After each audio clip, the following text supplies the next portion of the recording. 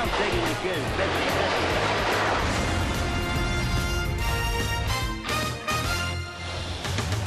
At Nationals Park in Washington, D.C., the New York Mets play the Washington Nationals. New York Mets baseball on SNY is brought to you by Geico. Over 75 years of savings and service. By Tri Honda. Hurry to your local Tri Honda dealer for great deals on 2016 models. By Affinity Health Plan, serving the healthcare needs of New Yorkers for more than 30 years. By Bob's Discount Furniture. Shop in store or online at mybobs.com. And by the State Farm agent of the game, Gil Walton of the Bronx. Contact Gil at gilwalton.net. Well, the Mets have not had a fun time with the sights nor the baseball in our nation's capital, and they'll try to avoid a sweep tonight at the hands of the Nats. No tissues necessary. It's the offense that's struggling that Terry Collins is trying to figure out. And a pleasant good evening, everybody, and welcome to Washington. Gary Cohen, Keith Hernandez, Ron Darling with you tonight as the Mets wrap up their three-game series against the Nats. It's no secret the Mets offense is struggling. Last time they got shut out for the fourth time in the month of June, and they'll try and get something revved up tonight without Curtis Granderson in the lineup. He's sitting with a sore calf. So you've got Terry Collins, who said tonight, hey, we're built to hit home runs. We're not a hit-and-run team. We're not a bunting team. So what does a manager do? What can he do in a proactive way when his offense is not doing well? Well, Gary, I've been giving it a lot of thought, and you look at the lineup tonight. You've got 5 guys in the lineup that weren't penciled in when the Mets left spring training. They don't also have any team speed. So what does a manager do? My feeling is this: I've never liked team meetings. I always felt that a team meeting, whether the manager tries to push you forward or he chews you out, I always felt that was a negative. The meeting had a negative connotation. It's a team struggling. What you don't want from your players is them to get their dauber down and try too hard and get dejected. What can a manager do? It's very difficult. Terry said to be patient. Okay, fine, but the players ultimately have to go out and do the job. The manager just writes the lineup card out. So right now, the Mets, Terry has a big conundrum right now getting this team going. And even more so tonight because the Mets are facing one of the best of the game in Max Scherzer, a guy who no-hit them last year. Well, Keith was talking about the lineup, but the pitching has been a little sketchy, but not for Max Scherzer ever since he's come to Washington. He's been unbelievable. Really, the only problem he's had last year and this year is the home run ball, but no hitters, 2 of them last season, a 20 strikeout game this year. And for the Mets, with Steven Matz pushed back a day to pitch against the Cubs tomorrow night, it'll be Logan Verrett getting the spot start. I don't think you can expect more than 15, maybe 18 outs out of Logan Verrett. You got Gil Martin in the bullpen maybe, but a pitching staff for the Mets that was supposed to be so methodical day in and day out has had many bumps in the road so far in the first half. First 2 games of this series, the Mets starter went 3 3 2/3. They could certainly use length out of Verrett. We'll see if they get that tonight. Mets try to avoid the sweep in Washington. All the action coming your way tonight on SNY.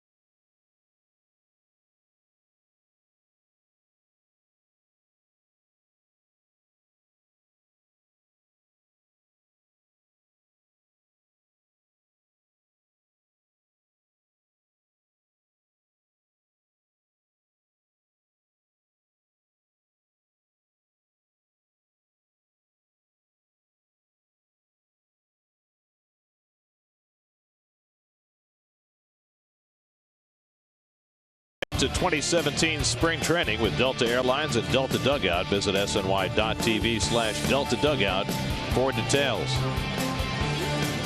Get to Citi Field this Friday, July 1st for Free Shirt Friday when the Mets take on the Cubs at 7:10. All fans in attendance will receive a Jacob deGrom t-shirt courtesy of Ports Authority. For tickets, visit Mets.com/Free Shirt Fridays. Time for greater coverage of baseball, brought to you by T-Mobile.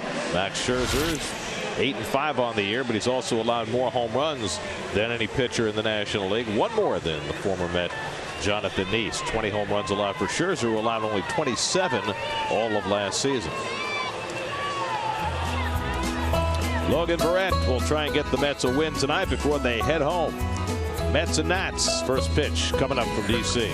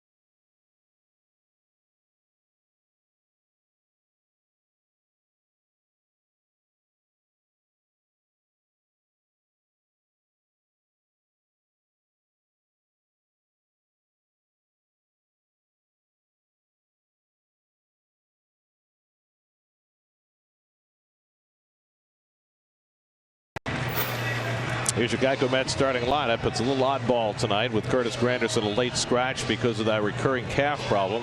Neil Walker moved up to the 2-hole behind De Aza.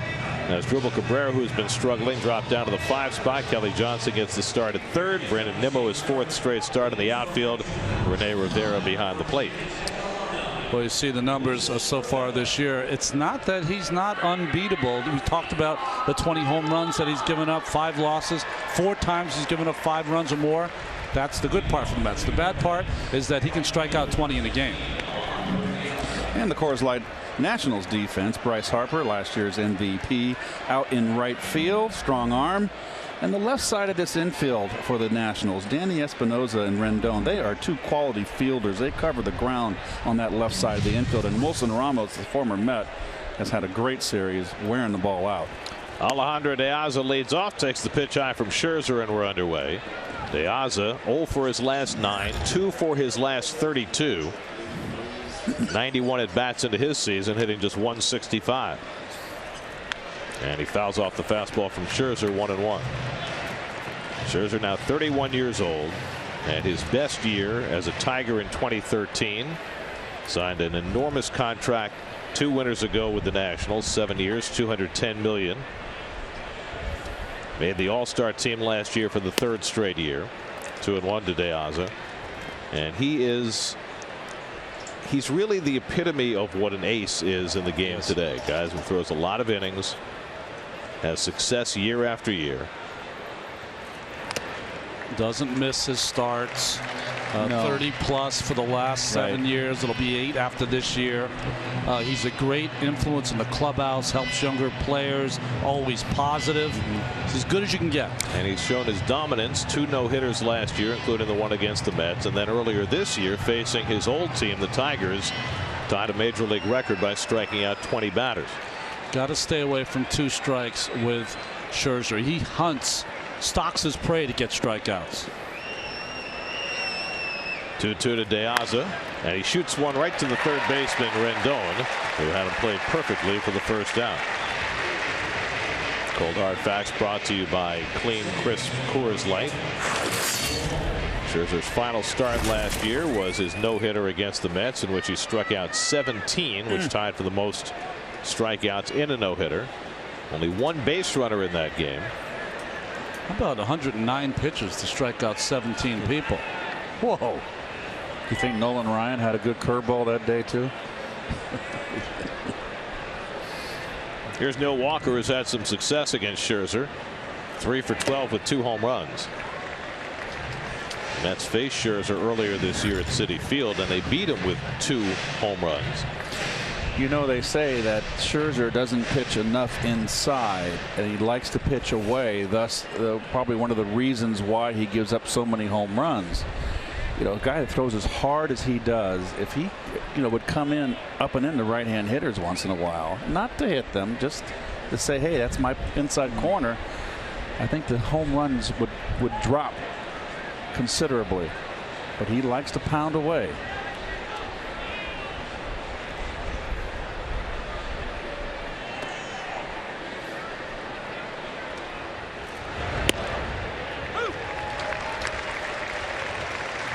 Gets the curveball over to Walker, and it's 0-2.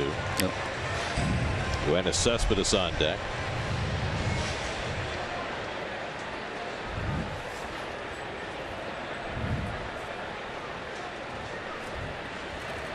And Walker shoots one just foul. Just outside the third base bag.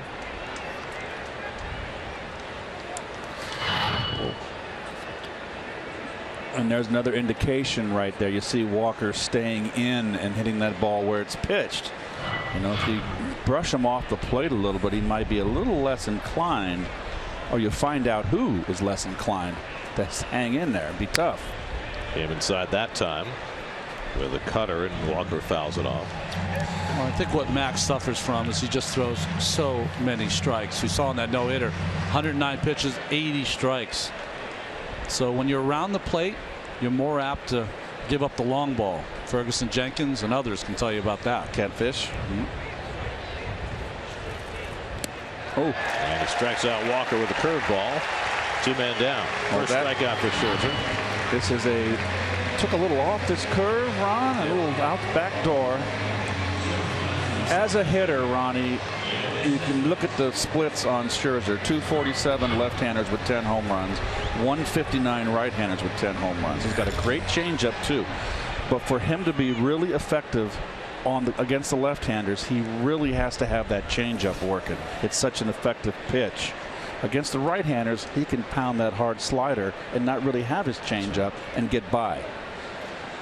Here's Cespedes, who's 3 for 8 in this series.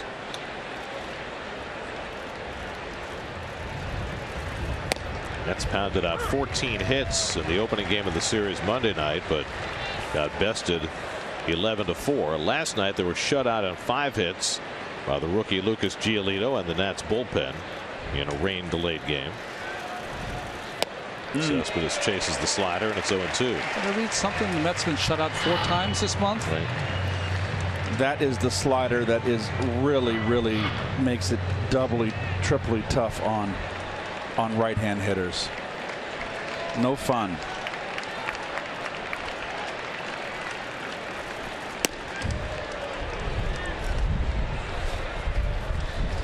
All that wear and tear, never missing a start. 97 miles an hour from Scherzer. And it comes off a start against Milwaukee where he didn't have his best game. Gave up 5 runs in 6 innings through 117 pitches. Pitching on his normal rest. And he strikes out Cespedes with a 97-mile-an-hour fastball. And so Scherzer starts the night with a 1-2-3 inning and a couple of strikeouts. Logan Verrett faces the Nats when we come back.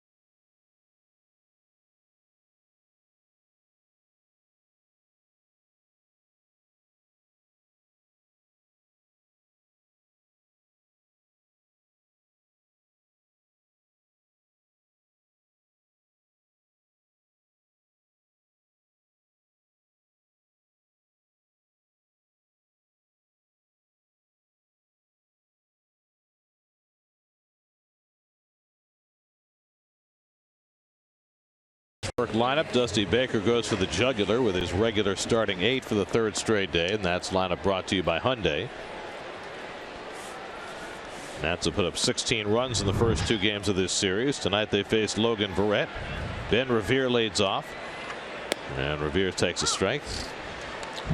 Oh, versatile Verrett. He's made 4 starts this year. The first 2 did not give up a run. Last 2 he's given up 12 runs. So I think in watching him pitch after he was brought back when he was sent down to Las Vegas. Drilled to right center. Over in the gap. De Aza runs it down. De Aza's got some good jumps on fly balls on this road trip, and he did again. You got to wonder with Granderson's calf if he gets to this ball. This was a rocket. He went from the shadows to the direct sunlight. That could not have been easy. I was just saying about Verrett, the only thing I've seen different when he got beat up a little bit, he started getting real shy about throwing the ball over the strike zone and getting behind hitters, walking a lot of hitters. He can't be successful like that. Another way, I just parenthetically, did you notice over the last few days that all our motor vehicles sound the same? Oh, well, no. I'm told we're working on that. Here's Jason Worth. Worth 1 for 5 in this series, but he's walked 4 times in the first 2 games. Worth's been on a nice hot streak now for about 3 weeks after a dreadful start to his season, hitting .348 over the last 18 games.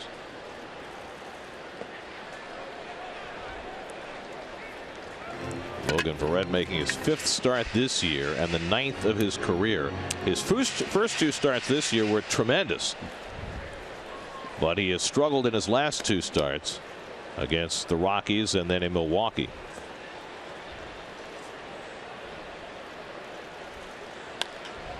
Looped into left field. Nimmo coming on. He has to knock it down.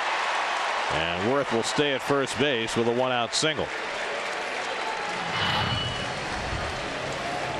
Little soft liner here. Does a good job, Nimmo, just to keep the ball in front. You don't want a single and a two-base error.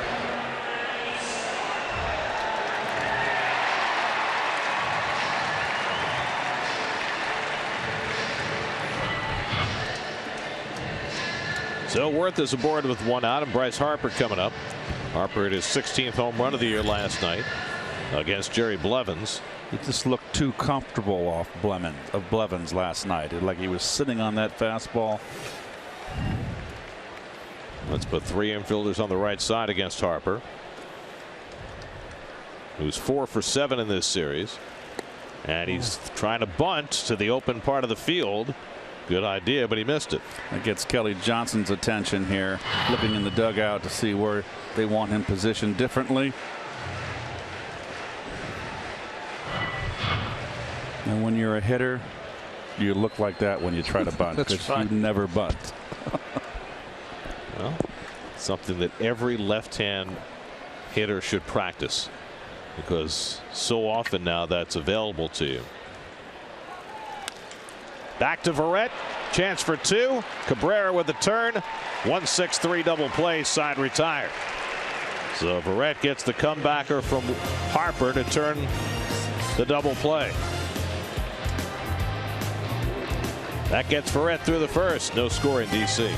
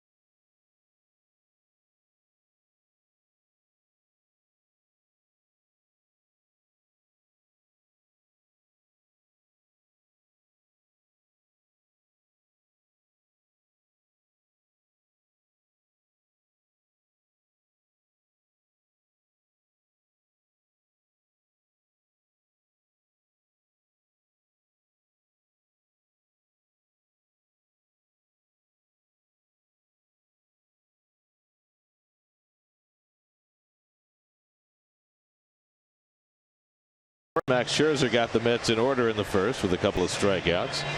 Look at those two. You know who those are? Yep. That is Sonny Jurgensen and Billy Kilmer. And for those of you who don't know, it's Billy Kilmer on the left and Sonny Jurgensen on the right.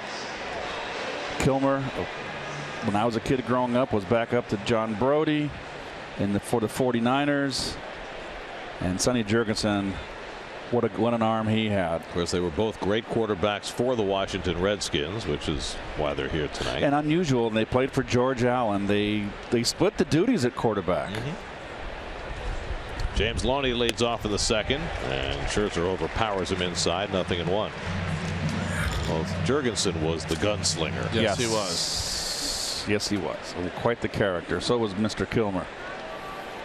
Loney had a 7-game hitting streak stopped last night, 1 for 8 in this series. Bounces that cutter foul, 0-2. The thing I remember about Jurgensen is that he had that long arm action. Most quarterbacks you're taught to throw right from the ear, and he didn't. He threw almost like a pitcher. He did. You're absolutely right. And he had a cannon. He had a cannon. Sonny also had a great second career as a commentator on Redskins radio here in D.C. He was beloved in that role. And he and was it he and Sam Huff who did the games together? Yeah. And they were quite the tag team, kind of like you guys. That's ground to the right side for Murphy, and that's the first out. Well, yesterday the Mets had a very special afternoon. The entire team headed to the to Walter Reed Medical Center in Bethesda, and the team had a great day with both the patients and the staff and the kids. Just a tremendous day for all. Something the Mets have done regularly over the last several years. You know, it's a little different experience than it was a few years ago when that's pulled into right field, a base hit for Cabrera, and the Mets have their first base runner of the night. One out single for Cabrera. Cabrera, who's been struggling from this side of the plate, gets a hanger. Too much over the middle, stays back. I was going to say it's a little different experience than it was a few years ago when they were in the older Walter Reed facility while the wars in Iraq and Afghanistan were still going, and there were hundreds and hundreds of wounded soldiers there who we got to meet and talk to, and it was really an awe-inspiring experience. Now, of those many hundreds, there are only 3 wounded soldiers left from those conflicts who are left at Walter Reed. So it's a little different experience now. It was. I went there, I think it was, what, 3 or 4 years ago, and you know, you're there to it was very difficult to keep a cheerful face. It was just very sad, very moving, and to see some of the guys with their injuries and to be so upbeat as they were was inspiring to me. Well, what struck me over and over in those days were the number of guys who had serious injuries, some of them double, triple amputees, and to a man, what they all talked about was how much they wanted to get back with their unit, how much they wanted to go back, which is, you know, it's a way of thinking that really inspires you.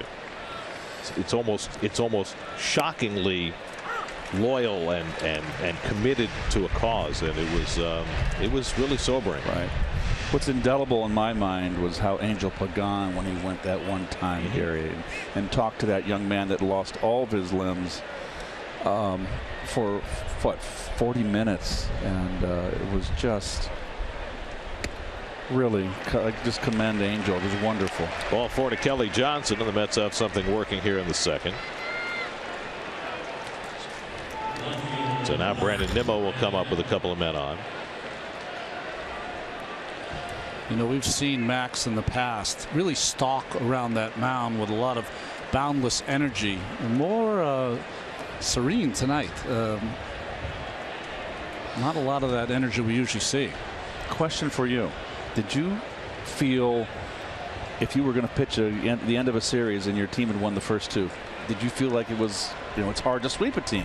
Did you like that start, or did you feel any extra burden, or I better really be on my A game? That's pretty funny that you say that. You know what I mean, right? I know exactly what you meant, but I'm telling you, I never ever thought that, ever, not once. Because my thought was, if we beat them twice, I've seen 2 good efforts usually by the pitchers in front of you, which gives you a pretty good blueprint on how to get a team out.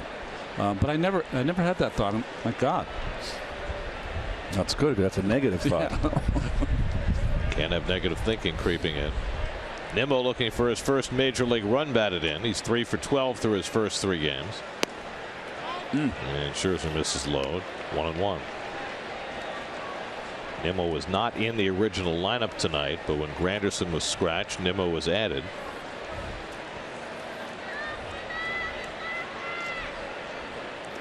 Granderson got his calf wrapped. He did some exercises, and they decided to be cautious with him tonight. They don't want it to become a long-term problem with a strained calf. 1-2 to Nimmo. Keith, how many days do you have to watch a young player? You know, we sit here in the booth, we try to evaluate people all the time. You're watching Nimmo. How many games do you have to watch before you get a feel for a young player? Well, number one, they're getting their feet wet and they're very unsettled. Yeah. So you got to give them a little longer period of time. But what I've seen so far, I'm looking strictly mechanically at his swing. And I said it last night that he's really shortened his swing, more compact. Goes down swinging on the cutter. And Scherzer has his 3rd strikeout, 2 out of the inning. Well, that was a nasty one. So we've seen him now have a strikeout with the curveball to Walker, fastball that he blew by Cespedes, and a little cutter to Nimmo. That's how many weapons he has when he gets ahead of you. So now 2 out and 2 on. The career numbers for Scherzer. He was 21-3 in his Cy Young season with Detroit 3 years ago. Rene Rivera, the batter, getting a start tonight.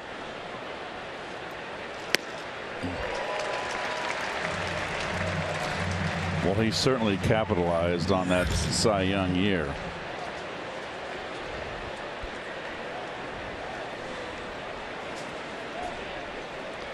So if you want to sign a big contract, if you're a young pitcher, I mean, 7 years, you got to make 30 more starts. You got to win 113, only lose 67, and strike out the world.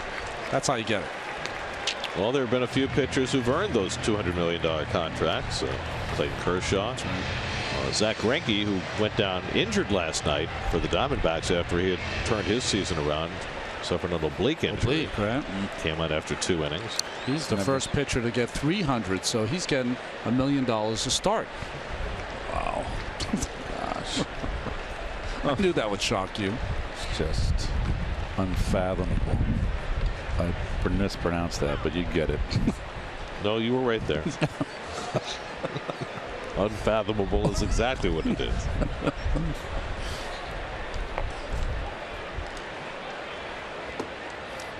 But you know there's a big Mega Millions jackpot Friday. Here's the 0-2. And Rivera takes strike 3 called. And looking at the slider. 4 strikeouts in the first 2 innings for Scherzer, and the Mets strand a pair. No score in D.C.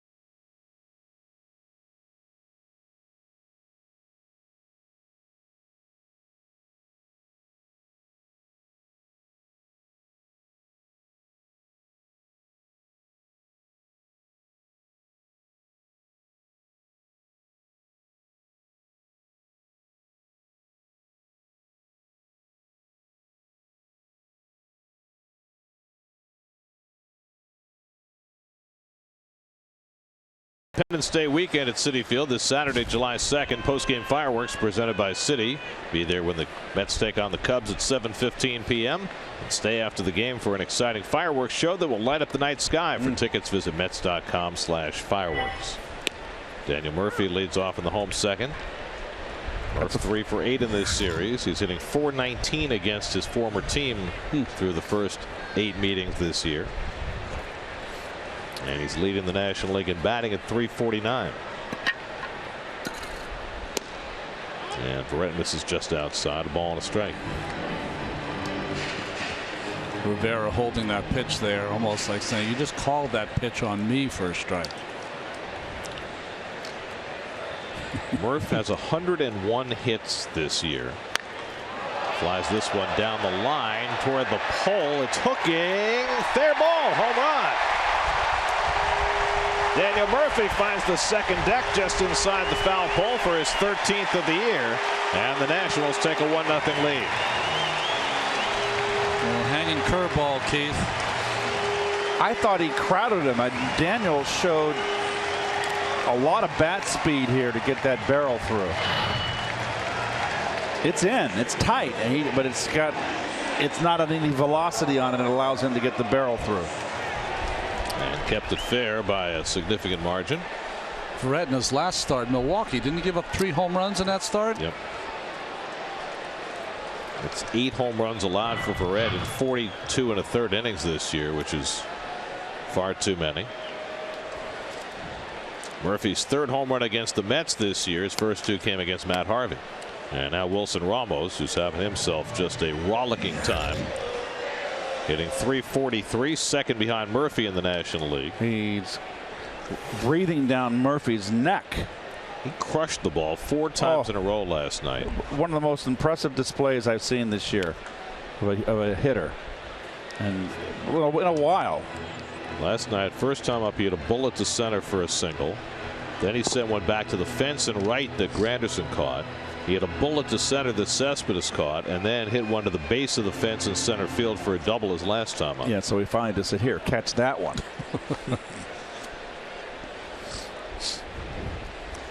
Murph in that dugout, last 30 hits, 14 have gone for extra bases.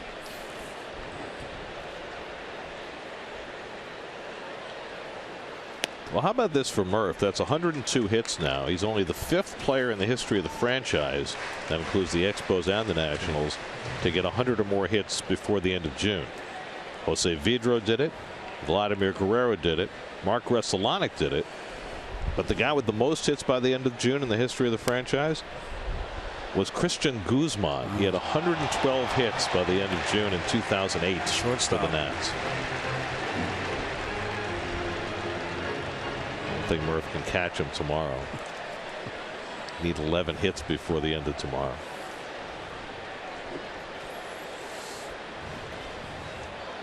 Have to play a lot of extra innings.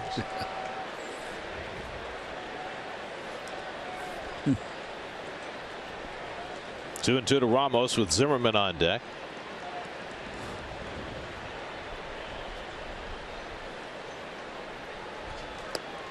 It's up and away.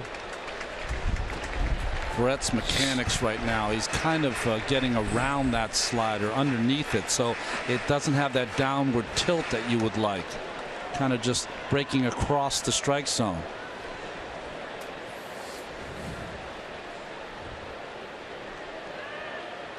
Ramos pulls that one. Kelly Johnson has it on the backhand, and the throw is true for the first out. So Ramos making a bid for another extra base hit, but Johnson was up to the task. Another bullet. Nice backhand by Kelly, who's very versatile defensively.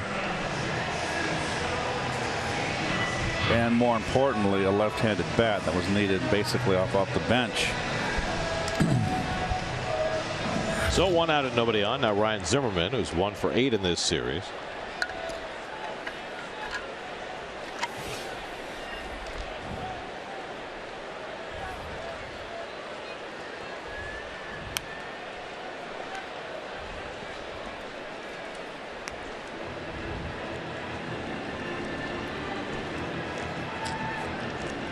It's been a rough year for Zimmerman, hitting just .226.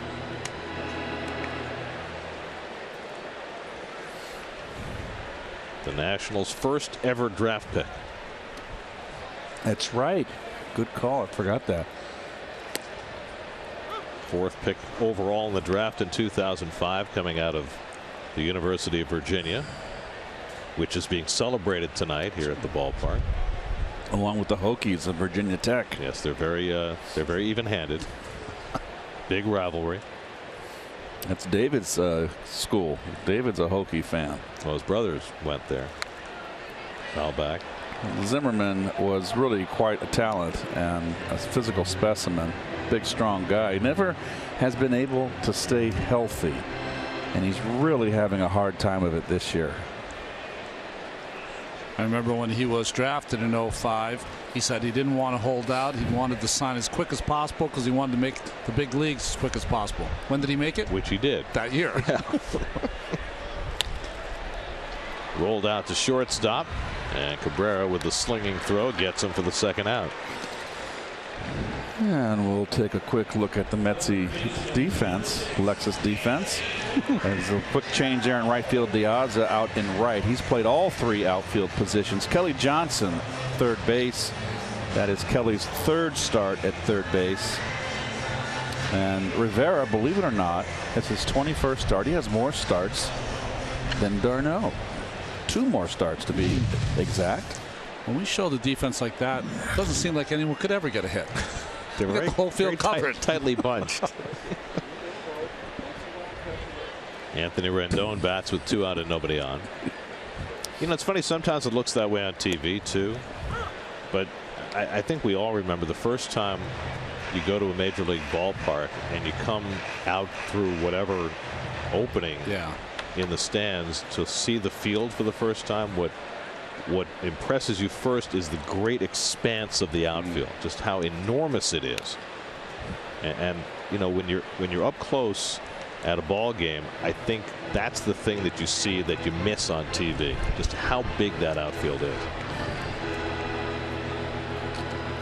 Well, the great photojournalist and historian Jacob Reese, when he would take his photographs, he said that immigrants would come who had been living like in the concrete jungle. They would come to a stadium and come through the portal and start to cry because they hadn't seen grass in so long.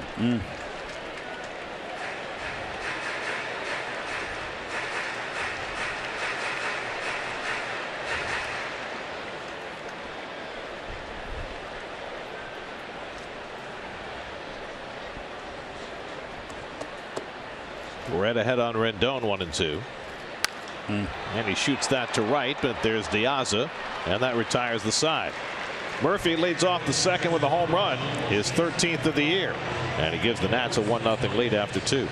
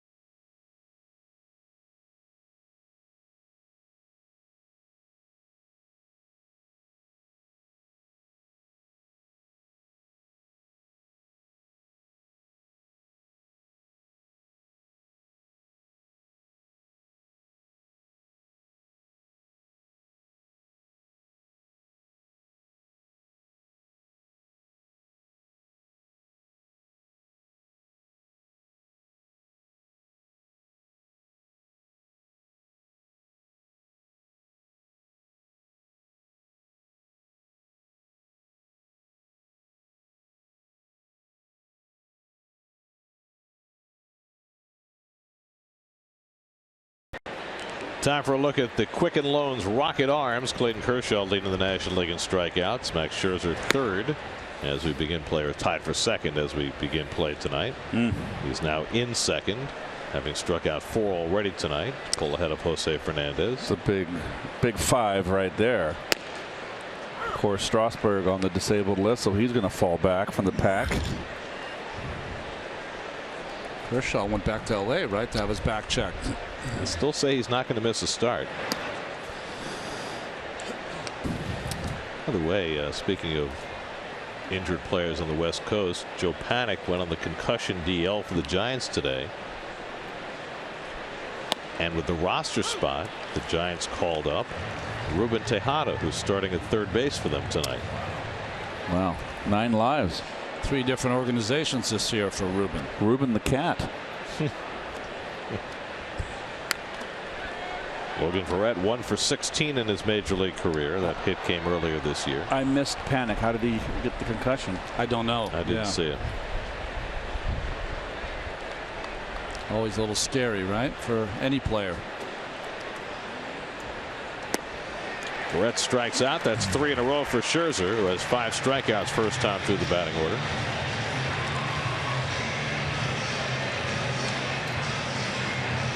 So 1 out and nobody on. Now De Aza, who lined out from third baseman his first time up.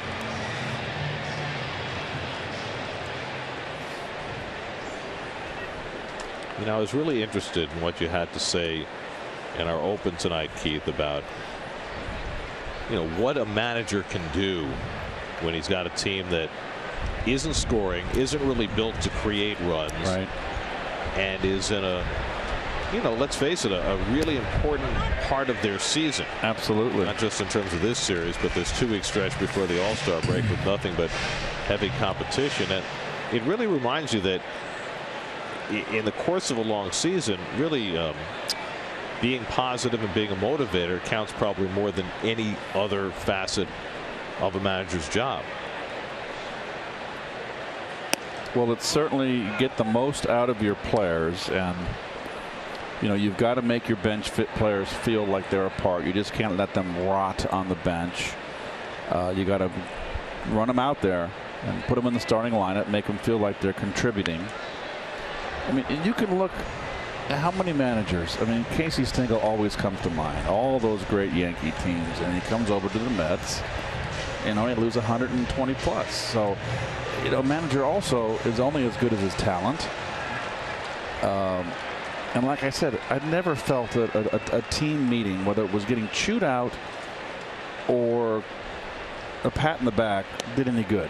Ronnie, what's your feeling on that? Well, I think the most important thing for a manager right now is if you know you're in the middle of a point where you've got to grind it out, you've got to let your team know, if they're not aware of it, that they've got to grind it out. And what does that mean?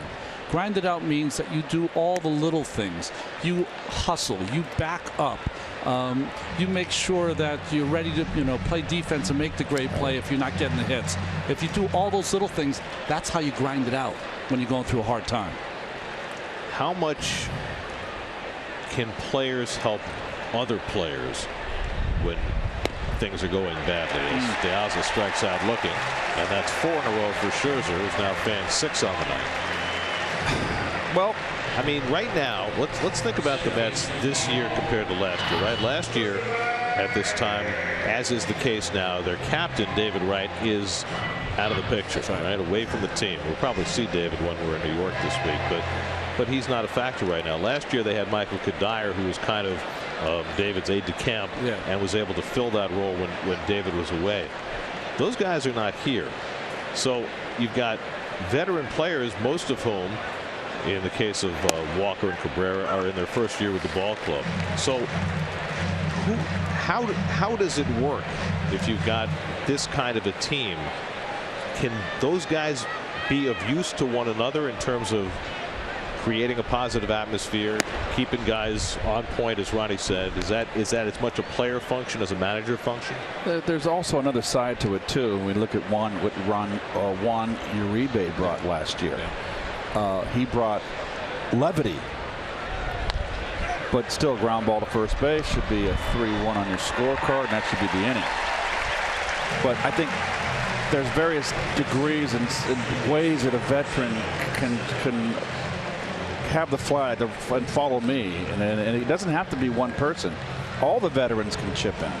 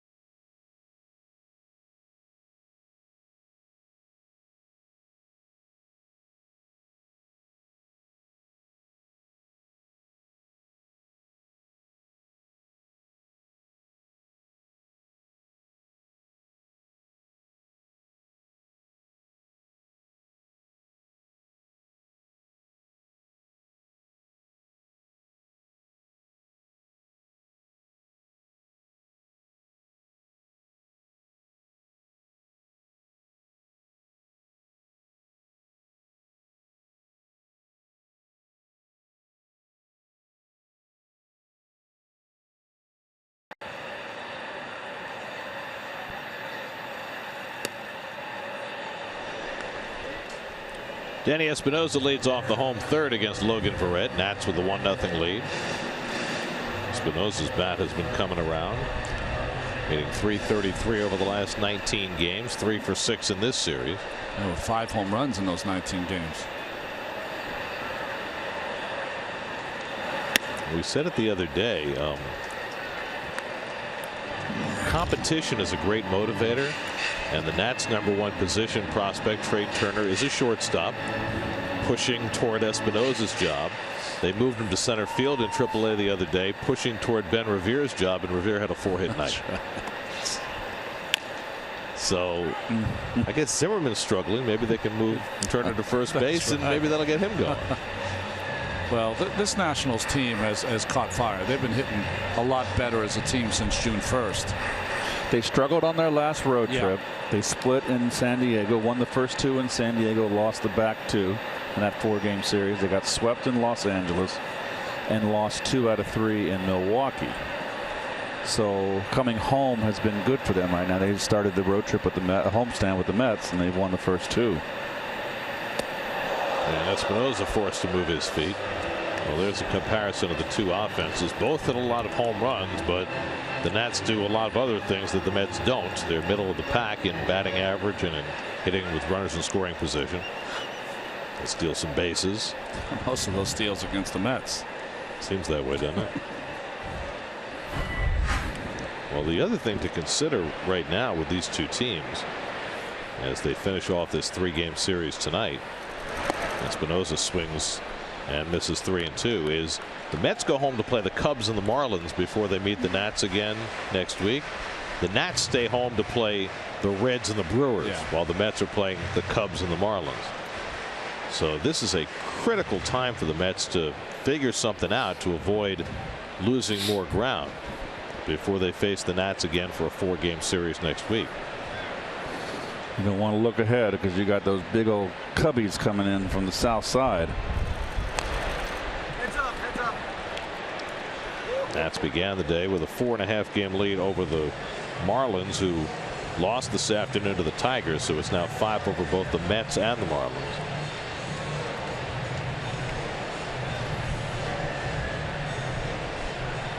Phillies just lost their game, or they just won their game in Arizona to sweep that series.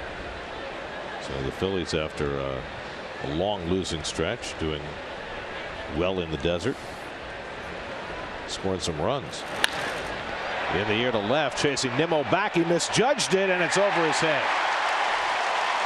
Espinosa pulls into second base with a double. That ball surprised Nimmo. Hit to the opposite field by Espinosa. Well, he broke in, and that was the difference. And the toughest ball for an outfielder, particularly a corner outfielder, is that line drive hit right at you. That's the one they're most inclined to misjudge. And he broke in, and that was all it took. So Espinosa has his 8th double of the year. Now Scherzer will go up, and the Mets will look for the bunt. See how the Mets play this.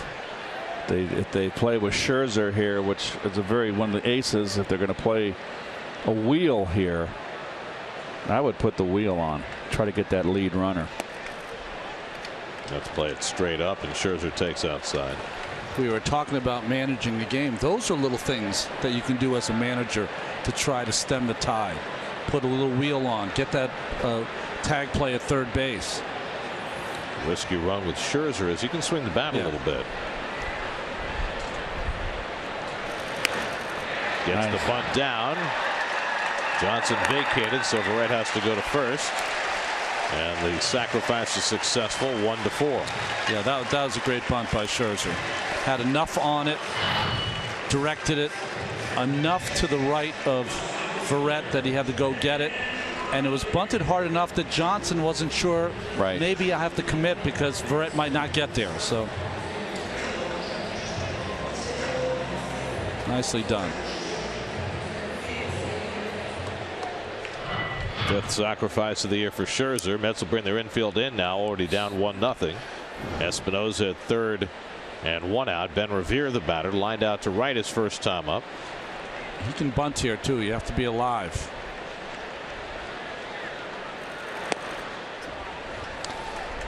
See, I like what Kelly Johnson is doing at third base, because Ronnie, there is a potential, Gary, you called it, of a squeeze here. And Kelly Johnson is close enough where the runner on third, which is Espinosa, has to respect the pickoff.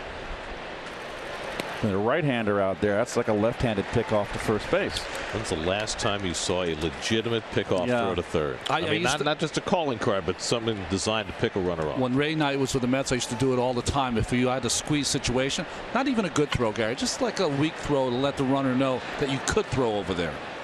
Just that half step can save you. And now Verrett falls behind Revere, 3-0. A walk would set up the double play possibility, but it would also set up the stolen base possibility. You got that right.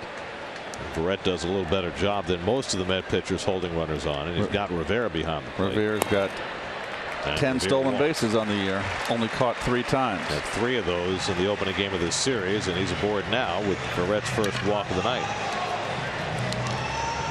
So we'll see how the Nats choose to play it, whether Revere will be thinking about trying to steal here with Worth at the plate. Worth had a base hit to left field in front of Nimmo his first time up.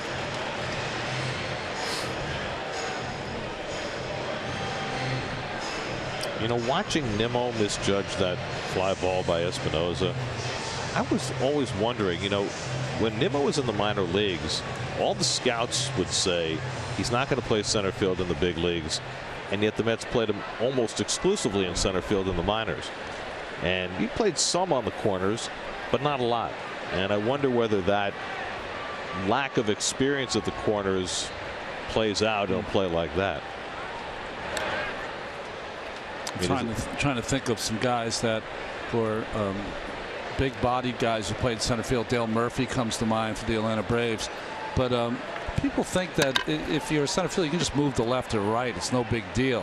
Lagares can do that, but not all outfielders can do that. Cespedes can move to left. A little more difficult than you think. Cespedes is better in left. struggles a little more at center. Well, Juan Lagares started his rehab last night, and the way things are going for this team right now, they could really use him back here. Play him in center field every day and move Cespedes to left. Now that Conforto's down in the minors. Makes them better defensively and offensively. And the Reds now missed with 5 in a row.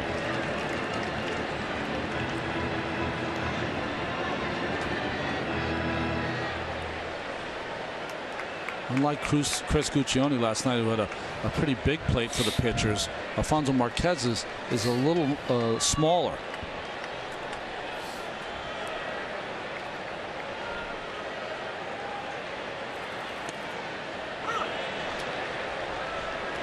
Change up for a strike to Worth, 1-1. This is what Worth will do. He takes a lot of pitches, works deep in the count. You think maybe he's even was taking a strike there to see if Revere could steal a base.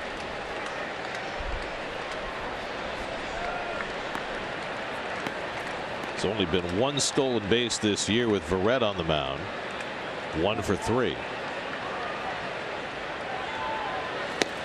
And Worth takes a fastball away, and now it's 2-1. Bryce Harper waiting on deck.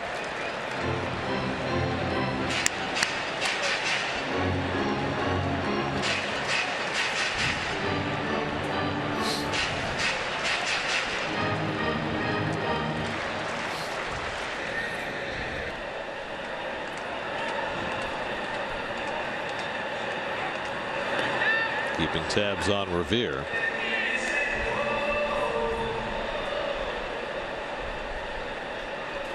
Logan Verrett just turned 26 years old last week. 3rd round pick for the Mets in 2011, coming out of Baylor. After going to high school in Corpus Christi, Texas. In the air to center field. That'll get the run in. Tagging at third, Espinoza. Cespedes grabs it. Revere's going to hold it first. And the Nats lead 2-0. Sacrifice fly for Jason Worth.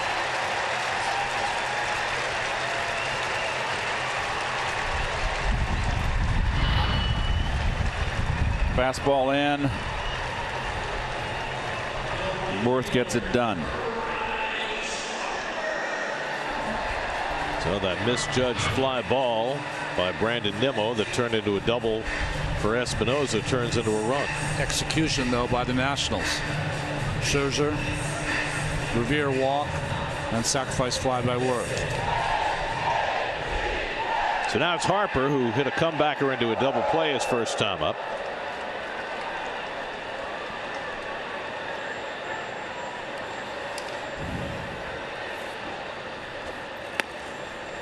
And the reigning MVP takes outside. Last year's National League MVP might finish 3rd in the balloting on his own team right now.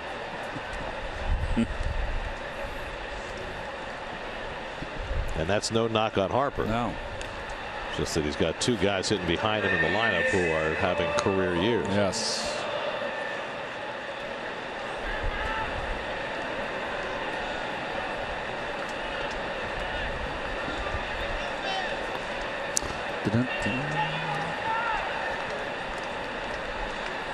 You know, we're on the air. I know. I'm sorry. 1-1 to Harper. I was just I don't know what I was doing. Sounded like you were heralding something. No, it was not that. More like howdy doody. I'm channeling margarine.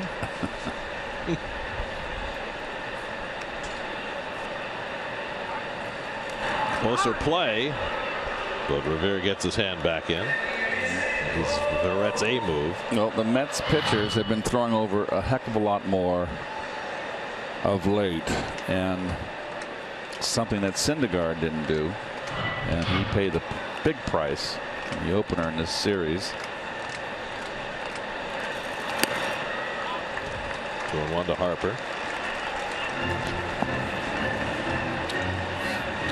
I was saying before, right, guys? When we saw Verrett most of last season and early this year, he was getting on the right side of counts. He's been on the wrong side the last couple of starts. And is that pitching too carefully, or is it just pitch execution? It's from getting your brains beat in, and you're trying to be a little careful and make sure that every pitch is precise. I spent my first 2 years in pro ball trying to do that. It doesn't work. You have to be a little more aggressive early in the count. Trust your stuff.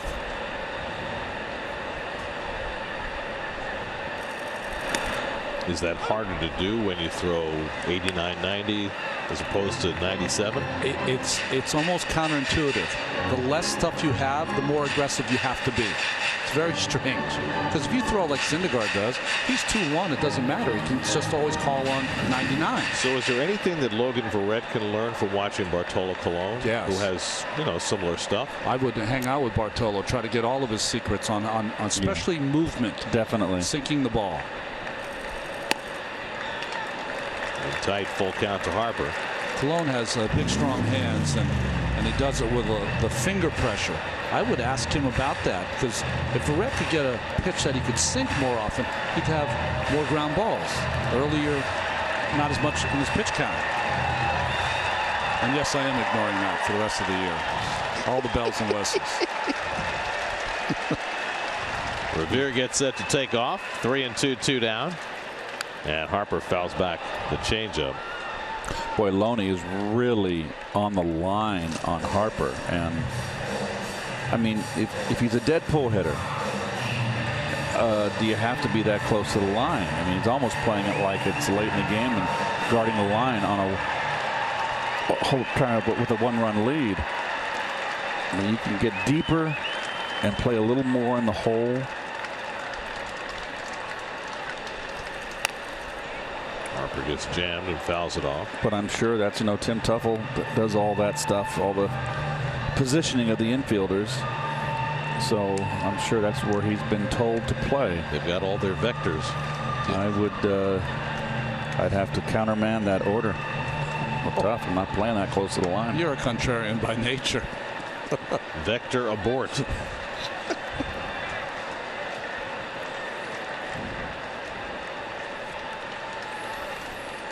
Eighth pitch of the at-bat coming to Harper, and he nubs one foul. All change-ups and sliders from Verrett. Revere getting a workout.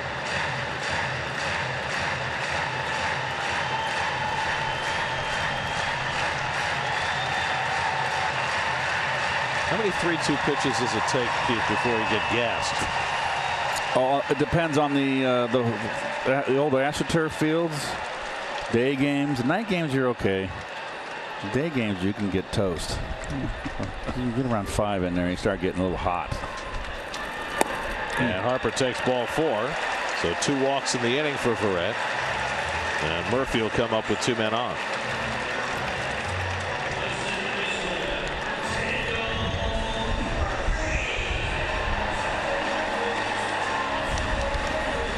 Baseball's biggest stars will compete in the 87th All-Star Game, July 12th on Fox.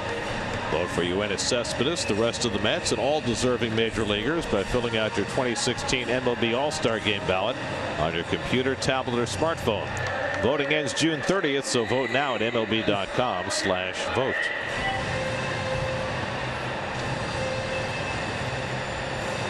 Dan Warthen, a little pep talk.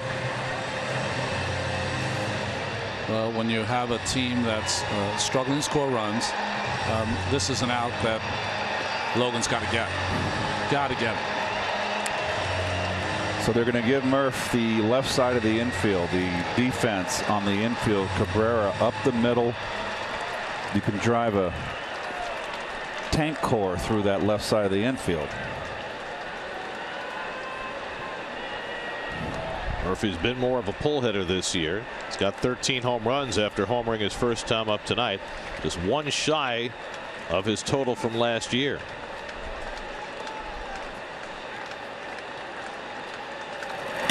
And he takes a strike on the inside corner. Taking all the way. Interesting. Look at Murph's having a little conversation. Yeah, it's a strike. Oh, jeez. He's very polite about it.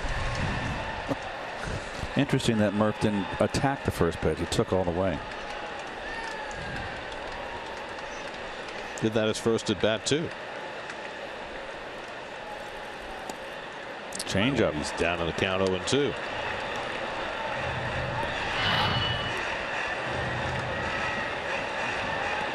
Interesting that Rivera sat inside for that changeup, a pitch that very few righties can execute.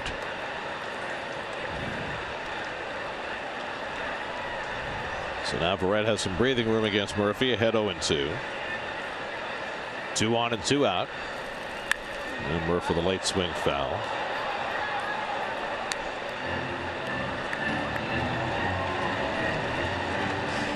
It's almost like Murph was sitting on a pitch when he went up to the plate and he never got it and ended up 0-2, and now he's just fighting to put the ball in play. He wanted to come up and in.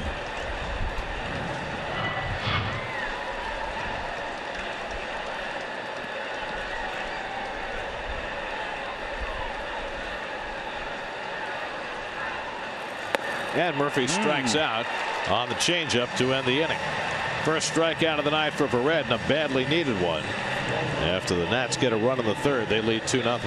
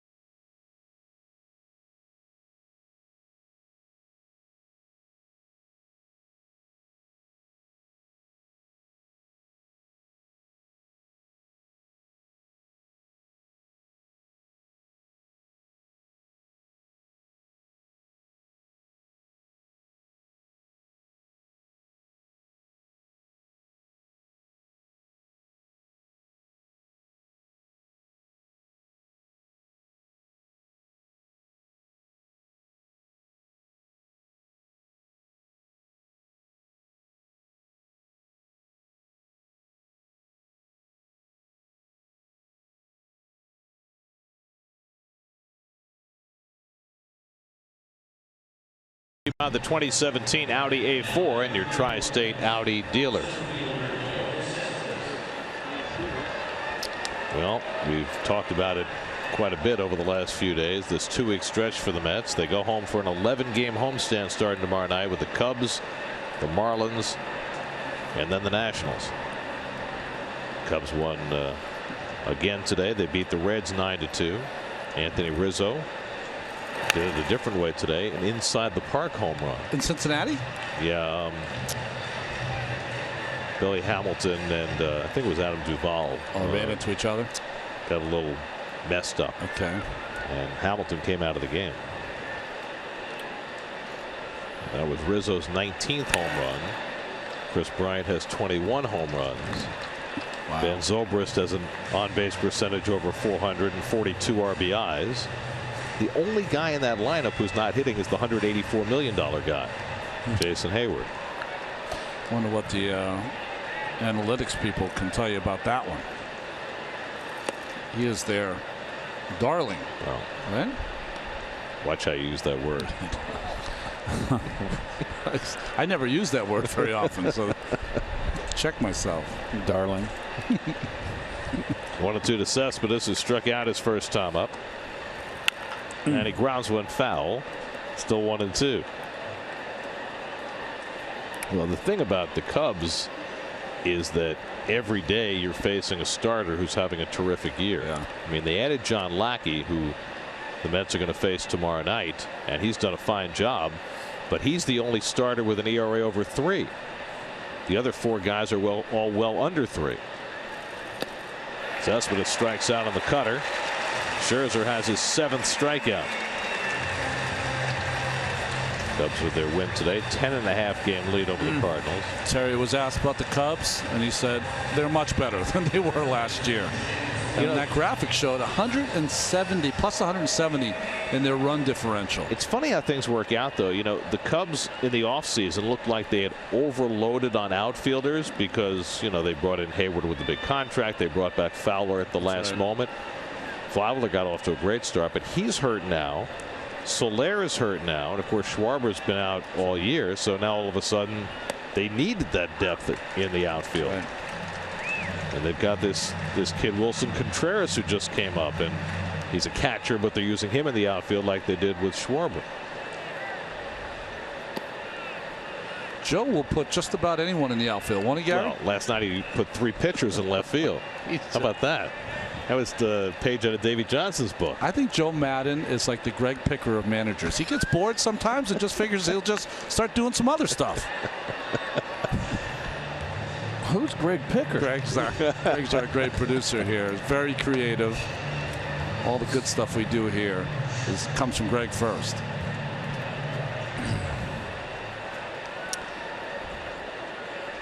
But you remember that game in Cincinnati in '86 right. when Davey moved Roger McDowell and Jesse Orozco around to the outfield. Yes.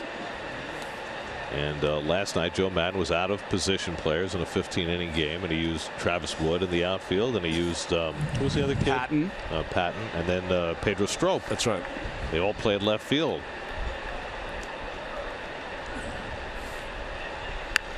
Well, and he fouls it away. Didn't Davey also the one game the corner outfielders Rusty and Clint Hurdle have to switch back and forth? That's what he did because he wanted to put Rusty in the off field. So right-handed hitter, put him in right field. Left-handed hitter, he put him in left field. And then Rusty wound up making this great running catch in along the right field line. And remember, I mean, that was the only sprints Rusty did all season long was from right to left.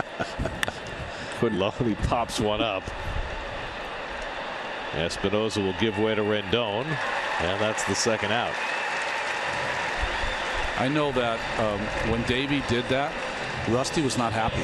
You know, Rusty took a lot of pride in the kind of player he was and the defensive player that he was. And, you know, certainly he was compromised by his age, but he felt like he didn't like running back and forth from right to left. Early in his career, you know, Rusty was a great outfielder. And even in the 73 World Series, after he had destroyed his shoulder running into the wall in the LCS and had to throw the ball back into the infield underhanded because he couldn't lift his arm, he still played a great right field.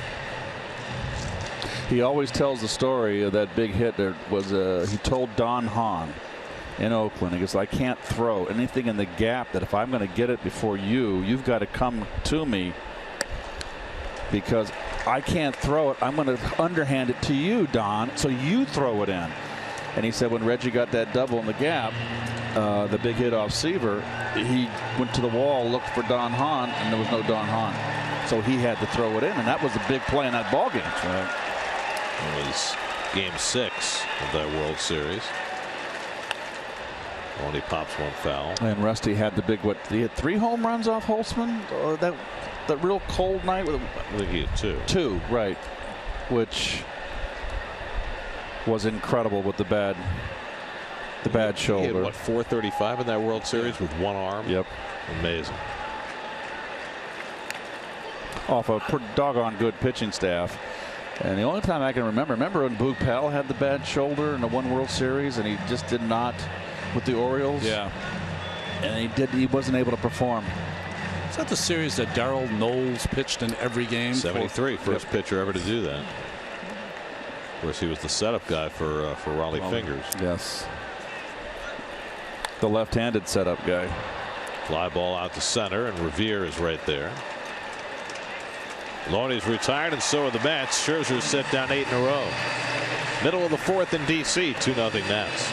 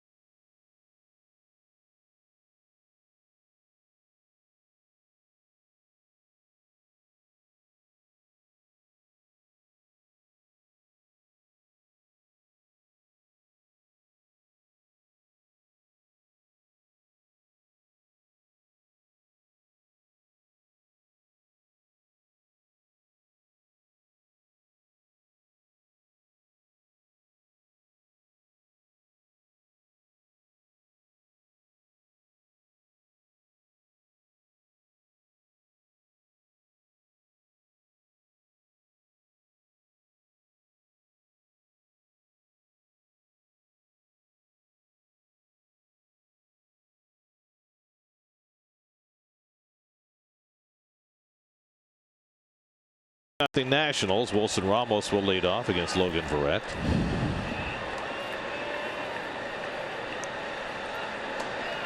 Ramos is hitting bullets every time up. Hit one to the backhand of Kelly Johnson, who threw him out his first time up. Ramos started the night with an 11-game hitting streak. And he goes after the first pitch slider and fouls it off. Ramos, Zimmerman, and Rendon for the Nationals in the fourth.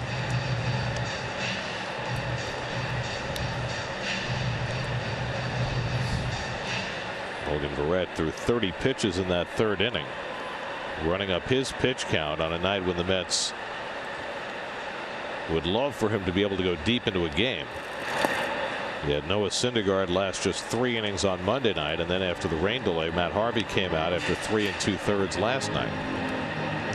So the Mets bullpen has been stretched to add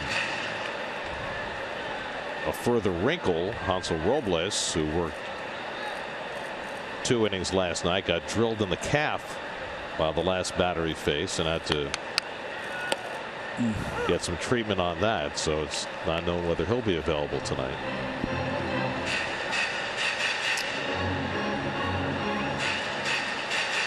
I would imagine if the Mets have to go to the bullpen early in this game, they'll have to bring up reinforcements tomorrow, just to have somebody behind Steven Matz, who takes the mound tomorrow night with questions about his elbow. 2-2 to Ramos. So there's a lot of things happening with this team right now, and very few of them are in a positive vein.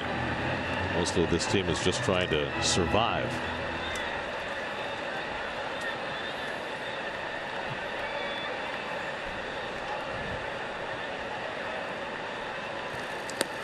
Three and 2 to Ramos with Zimmerman on deck. Red walked 2 in the last inning.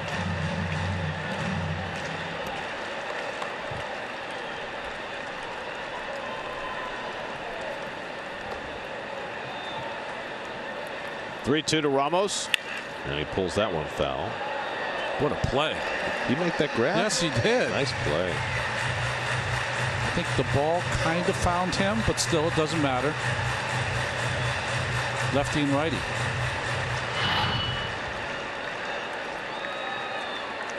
So basically, the Met fan was protecting the Nats fan who was turning his back. Yeah, and the other guy, but look what I found. Outside ball 4, and Ramos is on with Verrett's 3rd walk of the night.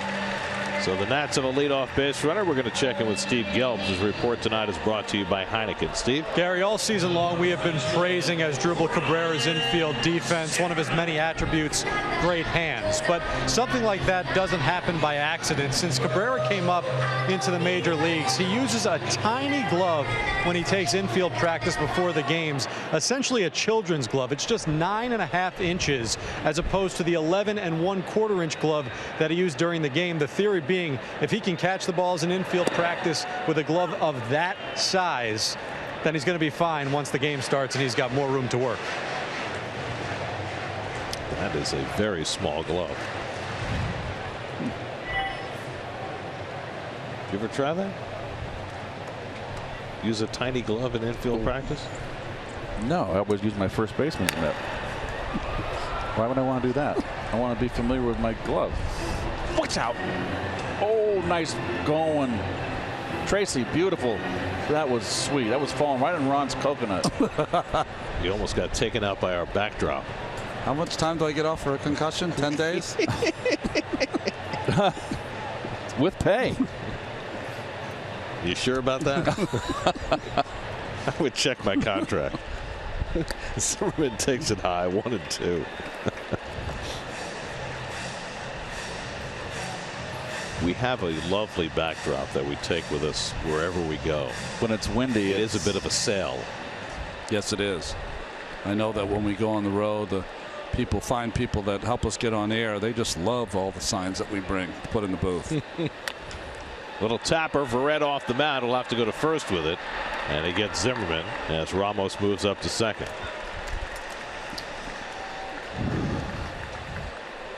So you see, we have these lovely backdrops, but they're kind of like a spinnaker, you know? There we go. Spinnaker. There we go. Yeah. You see what I mean? Yes. They're a little flimsy. Tracy, get in. Where are you? Tracy is saving the spinnaker. Behind door number 3 is Tracy. You get to take her home. You thought we were doing baseball. We're really doing the America's Cup. Here's Anthony Rendon, who lined out to right his first time up. It's always good when you can demonstrate something in game. Get the fans a little closer to the inside of this mockery that we do here. I think it really just shows how flimsy this whole production is. What do you think about it? We're hanging by a thread. Ramos is second and 1 out, and Rendon pops one foul. The ball and a strike. Make it an 0-2 count to Rendon.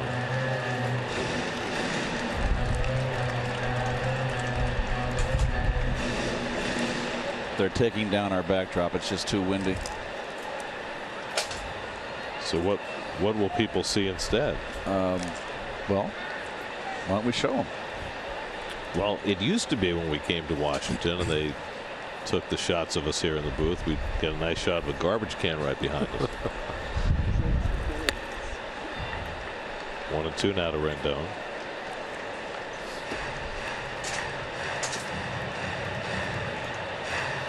Good work, guys.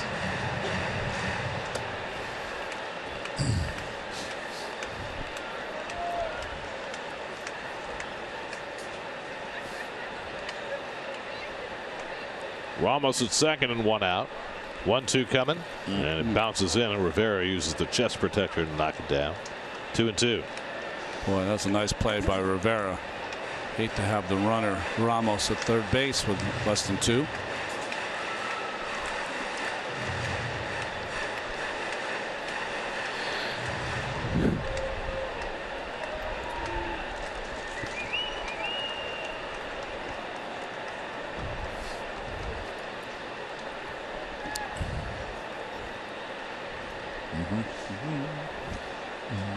Two and 2 to Rendon with Espinosa on deck.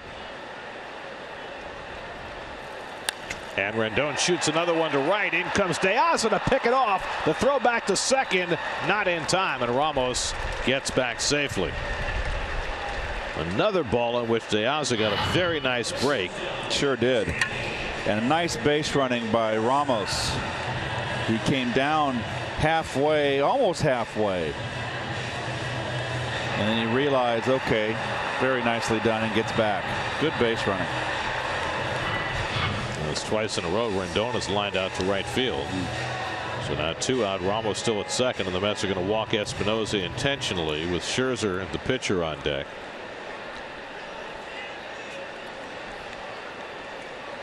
Last night the Mets came close to walking Espinosa intentionally. Remember when he had a 3-2 count, and Darno put up 4 fingers, and then Matt Harvey called him out and said, I don't want to walk him. I don't think so. He ended up walking him anyway, but Matt's contention was that on 3-2 he wanted to throw him a pitch out of the strike zone, see if he could get him to fish, which he didn't, to Espinosa's credit. So this will be an intentional walk to Espinosa, the 4th walk for Verrett in the last 2 innings. Let's walked a lot of national hitters last night also. 6 walks in the game last night. Mets came into the night still with the fewest walks issued in the league, but let's see, 5 on Monday night, 6 last night, and now 4 tonight. That's 15 walks in this series already. Scherzer's not an automatic out, though. He's not a great hitter by any stretch, but he's an athlete, competes out there. 5 hits, 3 RBIs for Scherzer this year. Ramos at second, Espinosa at first with 2 out. And Scherzer takes a slider off the plate, ball 1.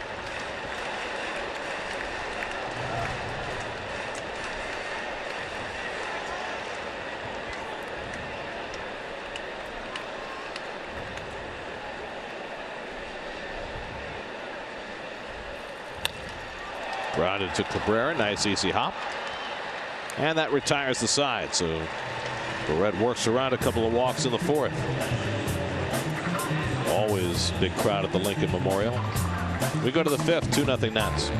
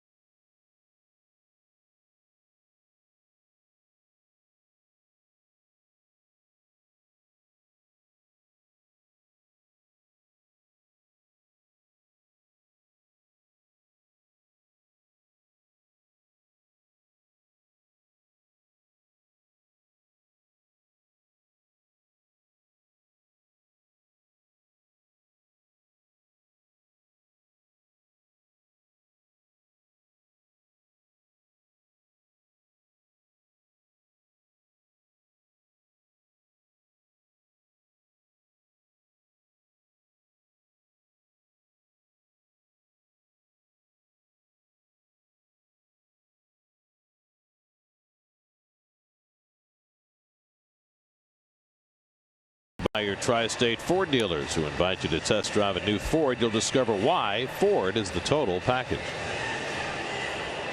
And there is your Ford 5th inning recap. Mets have now gone 19 straight innings without scoring a run. Max Scherzer has held them to 1 hit through the first 4 innings. Daniel Murphy hit a home run for the first Nats run. Mets only had 1 hit in the first 4 innings yesterday, right off the youngster Giolito. Curtis Granderson led off the game with a hit, and then Giolito didn't allow any more. A successful debut for him, even though he didn't get the 5 innings necessary to qualify for a win. The question around the Nats right now is how long Giolito is going to stay around. Is he here for the duration? Does he stay when Strasburg comes back from the DL? I don't think when Strasburg comes and can pitch, Giolito will go back for some more tutelage down in Double-A where he came from. Well, just to play devil's advocate, as Kelly Johnson leads off, and maybe it depends, where the standings are at that point. But Gio Gonzalez has struggled so mightily. Would they consider keeping Giolito here and moving Gio Gonzalez to the bullpen? I think Gio serves your team better as a starting pitcher, even though he has struggled of late. And I also like having that left-hander in the mix in your rotation.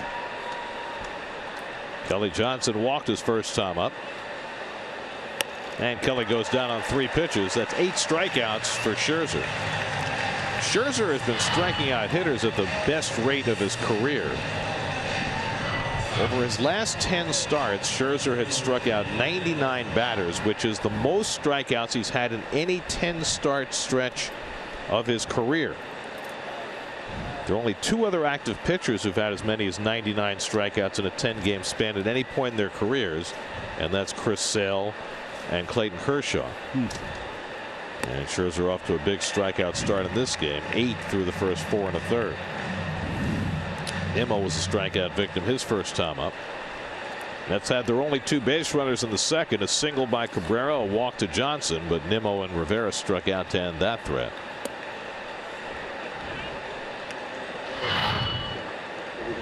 Well, this is what the booth looks like when there is no backdrop. Stage manager Tracy, Keith going for a stroll. Au naturel. Nimmo lines one the other way, but Worth is there, battles the lights and hangs on.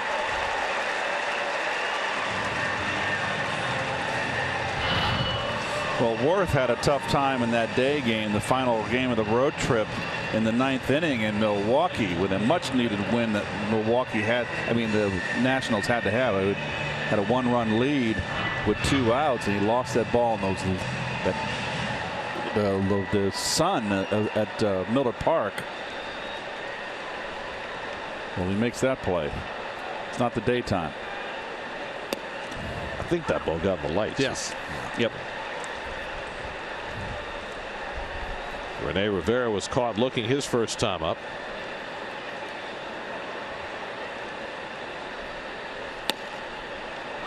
And Scherzer quickly ahead 0-2. So tough on the right-handers. He's got kind of that 3/4 delivery.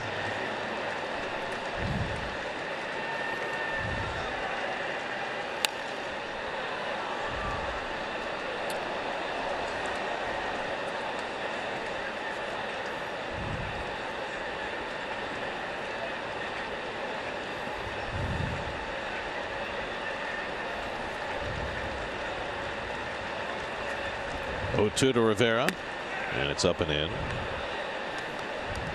Max Scherzer, who famously has one brown eye and one blue eye, recently got a dog who has 2 different colored eyes. He did. Rocco, the heterochromatic dog.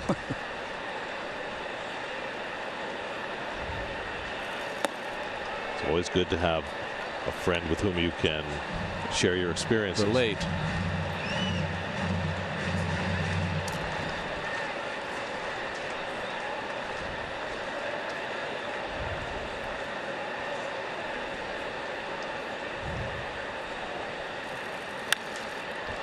Rivera pops it a mile high.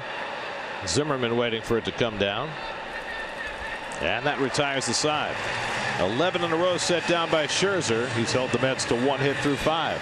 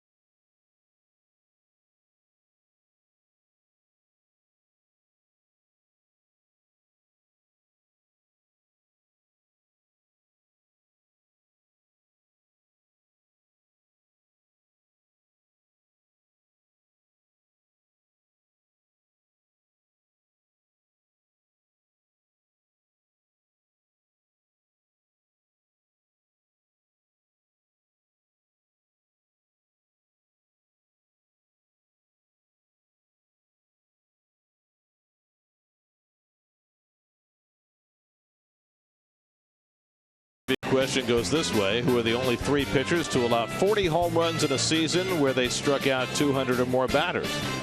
Wow. We ask because that could be where Max Scherzer is heading this year. How many were there? 3? 3 allowed 40 or more home runs and struck out 200 batters in the same season. Now I know that Bert Blyleven has the record for home runs allowed in a season. He allowed 50. But did he have 200 strikeouts that year? I bet you he did. How about Fergie? Robin Roberts? Did he have enough strikeouts? We're just thinking of guys who struck out a lot of people. Catfish Hunter.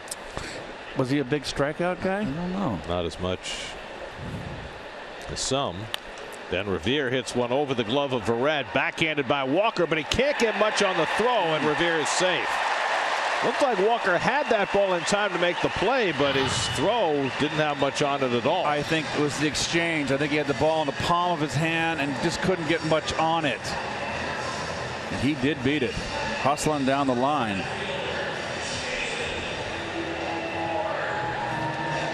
It looked like he kind of a little bit of a hesitation there, Gary. He didn't have the ball in his hand properly. So it's an infield hit for Revere leading off in the home 5th.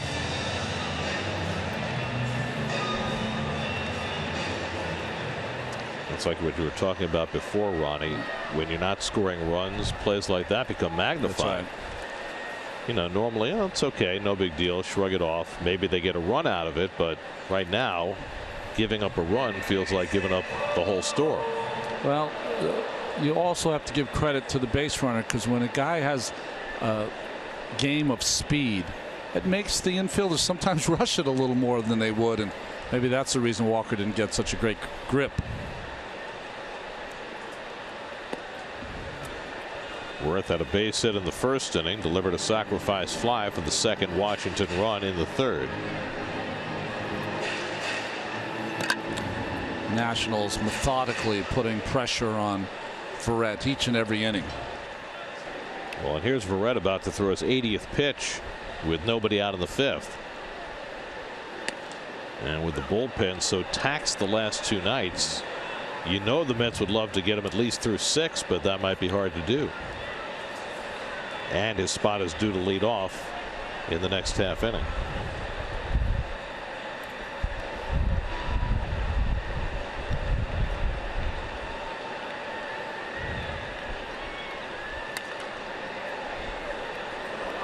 One and 2 to Worth with Harper on deck. Hey, in Atlanta tonight, the Cleveland Indians are going for their 12th straight win. The Indians have won 11 in a row for the first time since 1982. 82. Before Keith was in India. That's right. Long before. Last time they won 12 in a row, I believe, was 1952. And that's what they're going for tonight. They're up 3-0 on the Braves in the 6th with Danny Salazar on the mound. You talk about a great starting pitching staff. What they've put together in Cleveland has been awesome. Yes, they have. When the Mets were there earlier in the year in April, that first road trip, they weren't pitching up to snuff, and they missed Salazar, 2 of their big boys. Well, they got Kluber. But Kluber was off to a tough start. Right. They got him early, and then after that, he settled down. Right. But Carlos Carrasco's pitched well, and Trevor Bauer has made such enormous strides. Some are saying he might be the best guy on that staff right now. And Josh Tomlin keeps rolling along. So they're, I mean, from where they were early in the season to now with a nice healthy lead in the American League Central. They're pitching as a starting staff like you expected the Mets starting staff to pitch. Right. Each and every night, bringing it. Well, you know what they have? They have a little more experience than the Mets You're staff. right. Yeah, you're right. Those are the standings coming into the day. I mean, the White Sox had their run early, and then the Royals played well for a while, and Kansas City suffered another tough injury last night with Lorenzo Cain. with a hamstring. Yep. Well, how about Terry Francona? Yeah, everywhere he right. goes, he wins. He does a heck of a job. And let's remember also, they're doing all of this predominantly, except for a couple of weeks, without their best hitter. Michael Brantley's basically been out all year. You know, it's interesting, this exchange with Terry and Dan. you know, really, Verrett's making the start, but he's a reliever, right? Making the start. So it would have been interesting to see if they would have had someone in the pen ready just in case he gets in trouble here, Verrett, for Harper and Murphy, the left-handed hitters. Hit to second, might be two. Walker mishandles it. Cabrera, though, able to turn it over anyway. Rough inning for Walker, but the Mets turn the double play. A ball came up, and boy, it didn't even hit the heel of his glove, but he stayed in front. Body kept the ball in front, and you got your double play. Moot point now. Verrett gets a big double play. Well, right before that pitch was thrown for the double play, the Mets started to get their bullpen active. Now Verrett has a chance to get through the inning with Bryce Harper. Is that Goodell again? Yeah, Goodell, who has been, well, he pitched 2 innings 2 nights ago and then faced 1 batter last night. Harper is hit into a double play and walked tonight, 0 for 1. Goes after the first pitch. Boy, he fouls it off. He does pull off the ball, doesn't he?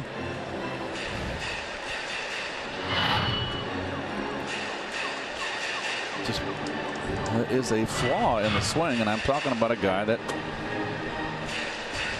just a heck of a hitter. The numbers aren't flawless. Right. He hit 330 last year. I understand.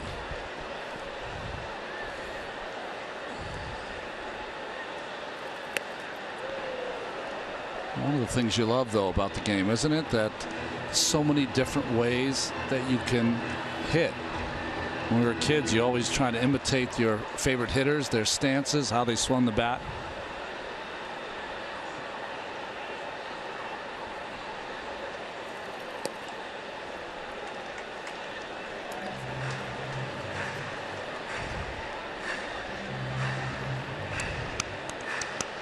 Murphy would be next.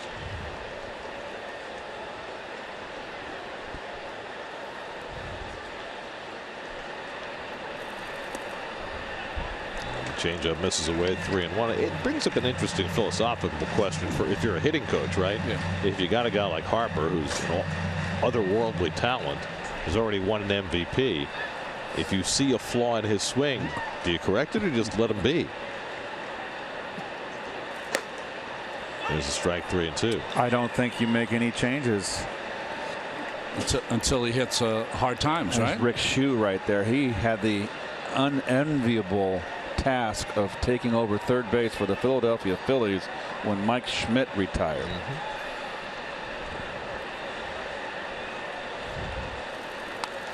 Harper reaches for the changeup and fouls it off. Sunday on Mets Insider, the teams you love to beat and the players you love to hate. Getting a look inside the Mets' biggest rivalries, past and present, on Mets Insider, presented by WB Mason, Sunday at 4:30, only on SNY. Hate? Strong word. That is a strong word. Well, you know, it was a city where you guys were called pond scum. Loved it. It was a little silly. You know, Keith, I've always thought when Gary was asking that question, the better player you are, elite player, which Harper obviously is, there really is 2 or 3 things that you want your hitting coach to watch to make sure that you do each and every at bat. Exactly. Yeah. When you're a veteran hitter, yes, you don't want. Although it may have changed today, I think Harper hits this one down the line, but foul. I think hitters are more. Today's athlete are more. Rely more on all this computer printouts and information that's out there, and it can be helpful.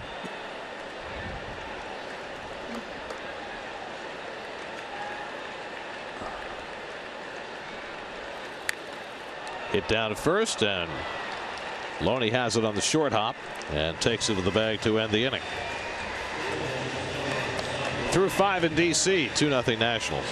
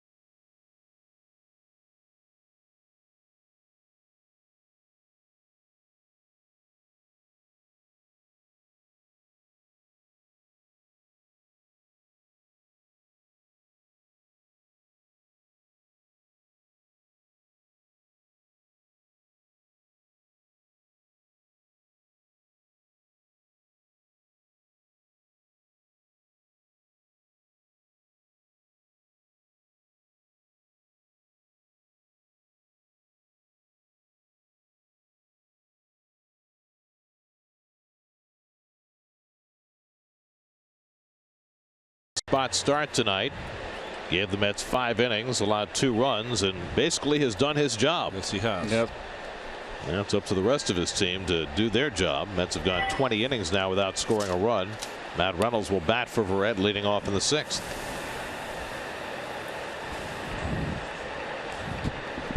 Reynolds has appeared as a pinch hitter in all 3 games in this series. He's gone 0 for 2.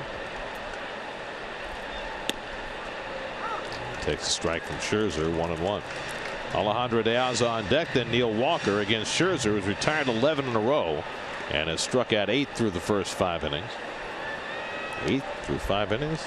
It's nothing for him. The guy struck out 20.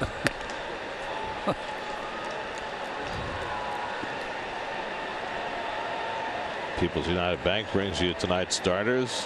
Verrett good, Scherzer better.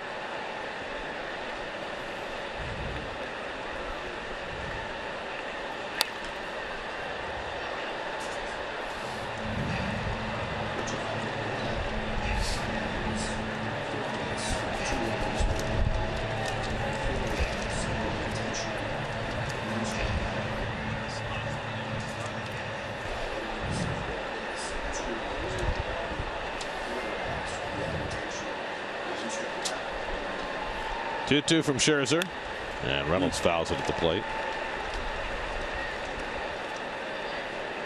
Antonio Bastardo getting ready in the Mets bullpen.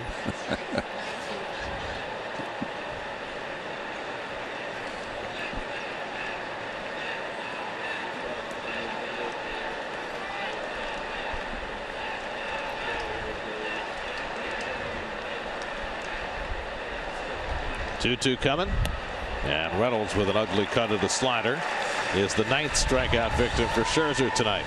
Let's check in with the studio. Eamon McEnany has a game break brought to you by your local Honda dealers.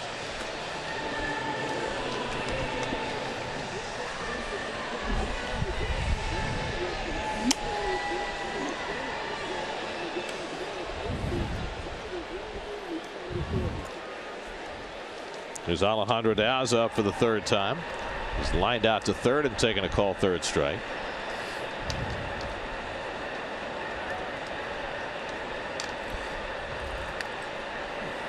And he fouls back the fastball from Scherzer.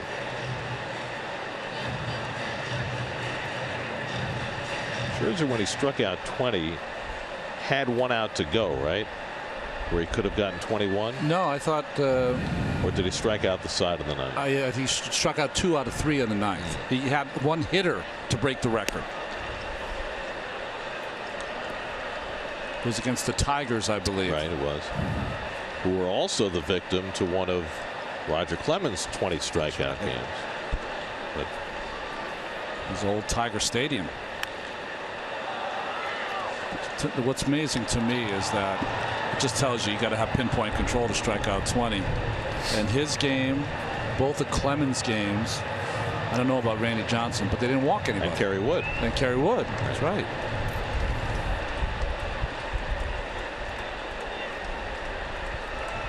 Well, not many people on the planet know what it's like to strike out 20 in a 9-inning game. There are 4 of them. Yeah.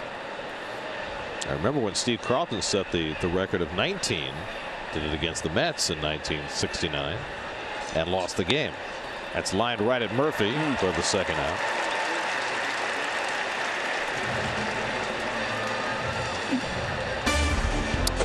Gary and Howie take on a new team of superfans in yet another epic showdown of Mets trivia. See who comes out on top on Beat the Booth with Gary and Howie, presented by Citi, Thursday at 10:30 p.m. And if you missed last night's showdown, you can catch it again tonight after the post game right here on SNY, and they're going to show it again because the ratings were so terrible last night. I thought you were going to say because of they're bringing it back because of popular demand. No, seriously, are they really replaying it tonight? Yeah. Because it was on so late. Yes. Last time. Oh, we feared that.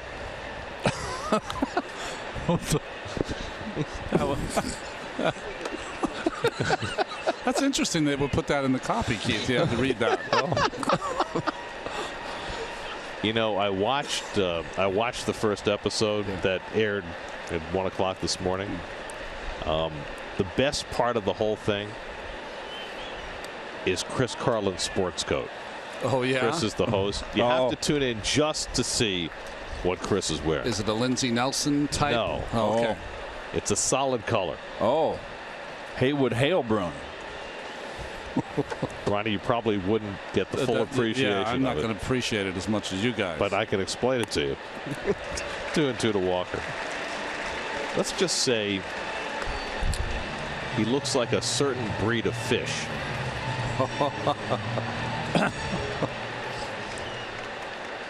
Think Sunday morning at the deli counter. Okay, I got it. 2-2 coming. In the air to center field, chasing Revere back to the warning track, and just enough room to make the catch. Neil Walker got almost all of it, but not quite enough. 14 in a row for Scherzer and a 2-0 Nats lead.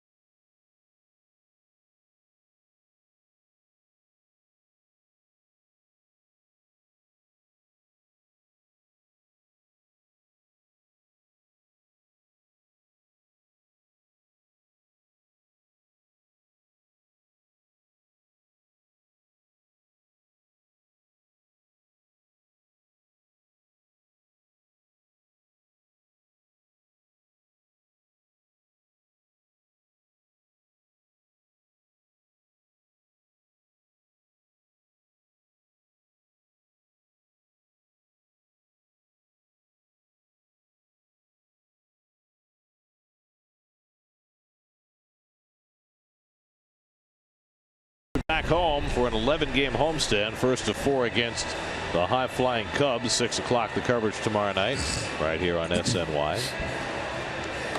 The City Probable, Steven Matz, after being pushed back a day, goes against John Lackey tomorrow. Jacob deGrom Friday against Jason Hamill. Bartolo Colon and Jake Arrieta, who's struggled a little bit the last few starts. And then Syndergaard and Lester on Sunday afternoon. For more on the Cubs, let's check in with Steve Gelb. Steve? Gary, Chris Bryant had been struggling in the month of June, but that all changed with the 3-game sweep over the Reds this week. 8 for 14 in the series, and it started with an historic 5 for 5 night on Monday night. 3 home runs for Bryant, 2 doubles, the first stat line of its kind in the modern era of baseball. It goes beyond that, though. He also became the youngest Cub ever to hit 3 home runs in a game, besting Ernie Banks by 10 days.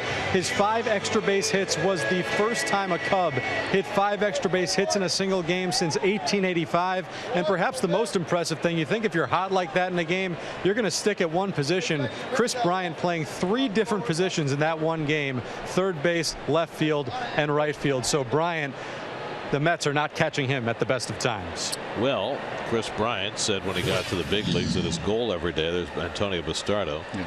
Going to pitch the bottom of the 6th. He said his goal every day was to hit 4 fly balls. So I guess that day he hit 5. He hit 5. Bastardo pitching the first game of the series.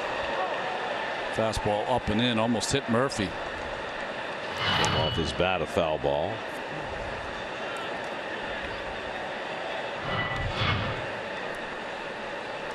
Murph parked one in the second deck inside the right field foul pole in the second. His 13th home run of the season.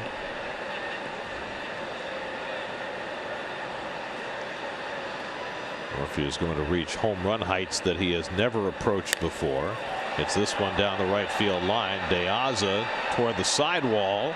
And he gets there. Nice play by DeAza, who's played a good right field tonight. 1 out.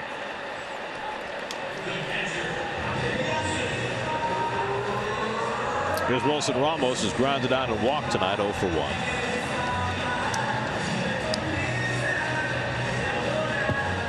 Well, the Cubs had lost 6 of 7 before sweeping that series in Cincinnati. And it'll be the first time that the Mets and Cubs have met since the Mets' 4-game sweep in the National League Championship Series last October. And you think about how the Cubs have changed since then. They added Hayward.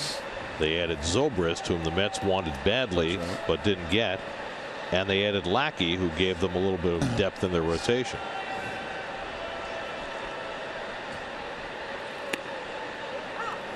And they keep adding more and more good young players. They do. They do. They and the Boston Red Sox have some of the best young players in the game in big leagues and in AAA. And what they also have, and Steve alluded to it because of Bryant's night the other night, they have tremendous flexibility.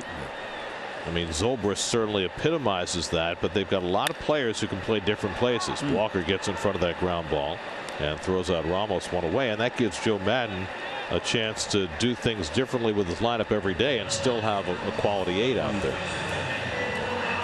Well, it's not only the addition of Hayward and Lackey, but it was the subtraction of those 2 players from the Cardinals, who played a big part for the Cardinals last year when they won 100 games.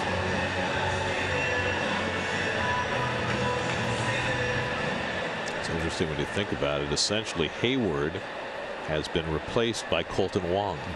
Whoever had that on their scorecard. Right. There's Ryan Zimmerman, who's 0 for 2. I mean, the Cardinals can't quibble about what they've gotten from their outfielders, right? Right. I mean, Piscotty's been great. Well, the Cardinals 6 games over or so. 4 over. 4 over. Same record as the Mets. Yep. 40 and 36.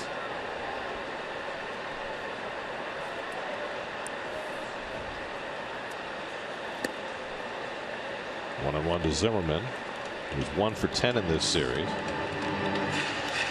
Nationals only have 4 hits tonight. Logan Verrett did fine. He pitched 5 innings as a spot starter. 2 runs, 4 hits, 4 walks, 1 intentional. Struck out 1, a lot of home run.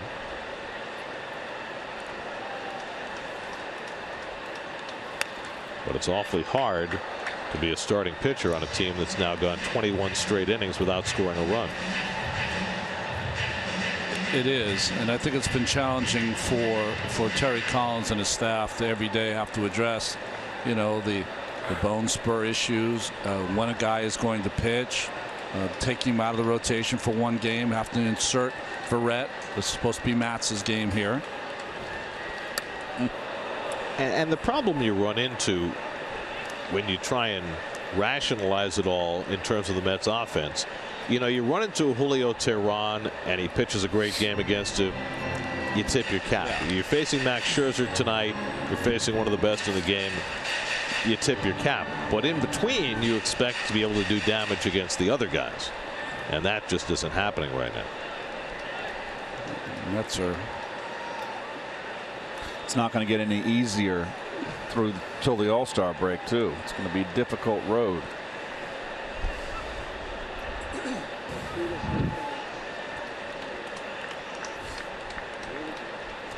Two coming to Zimmerman, and he fouls it back. Time for your Toyota tweet of the game. Tweet us at #SNY tweet with the way the current roster is configured. Do you envision the offense improving in the second half? Is that the second half of this game, or I guess the question is the second half of the season? It's Pap again. Jonathan Papelbon through a simulated game today. He's going to have 2 more rehab appearances this weekend, so he should be back from the disabled list by the time the Nats get to New York next week.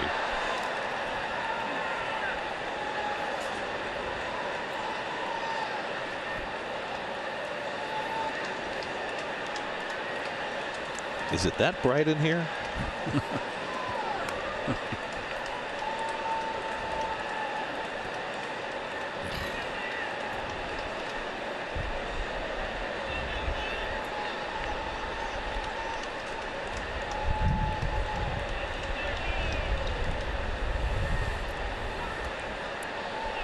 2-2 from Bastardo.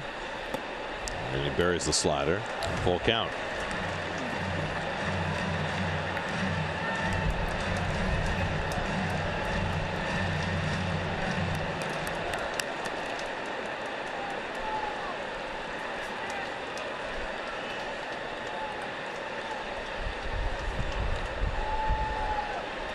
Three-two to Zimmerman, and he bounces one down to Johnson, and he boots it. And Zimmerman is aboard. Kelly played that awfully casually, and it cost him. One-handed it, right? He gets in front. Yep, he one-handed it off the heel.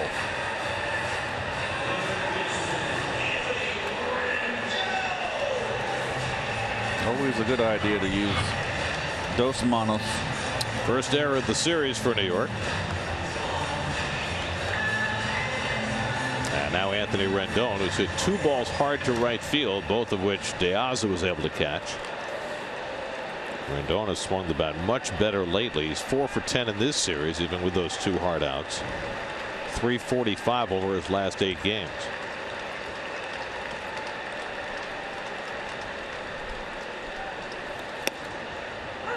And a high strike. 0-1. You know, it was interesting, the question that were asked our viewers, the Twitter question. You know, I'm looking around, you know, James Loney, kind of, you're getting what you should get from him. Neil Walker, Cabrera, the same. Kelly Johnson is usually your bench player. He's starting tonight. Nimmo's a young player. Hard to know what he's going to do. Cespedes has kind of done what you want him to do. Not a lot of people on base in front of him lately. I think right now, the way the Mets are constructed offensively, you need for Cespedes to have one of those runs like he did last August and September. He needs to be the guy who carries them as opposed to just, you know, having a nice stretch. And that's putting a lot of burden on him, but, you know, he's their most important offensive player. You know, if I was facing the Mets and was in a close game, Cespedes wouldn't see anything to hit, ever. I would be very angry if you did. You did do a lot of screaming over there at first. Not so much with you. I left you alone.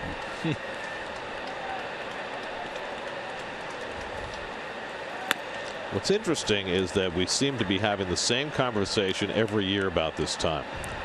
Yeah, this is going to be the 4th straight year that the Mets have a losing month of May and a losing month of June. Really? 4 years in a row. Wow. Never would have figured that. Now, the previous 3 years before, previous 2 before last year, you know, the Mets weren't going anywhere. Yeah. But last year they had a losing May and a losing June, and they wound up in the World Series. Yeah. They weren't going anywhere those 2 years, last year either. Right. It was just remarkable what 4 players did to turn around a team. The one thing they were doing last year, which is different, though, is that each and every night they were throwing out 7 innings, 5 hits, couple of runs. And yet, if you look at the numbers, the Mets have allowed the 2nd fewest runs of any team in the majors. And yet here they are, still just 4 games over 500. It'll pop up on the right side, and Loney grabs it, and that retires the side. So Bastardo throws a hitless 6th. On we go to the 7th in D.C. 2-0 Nats.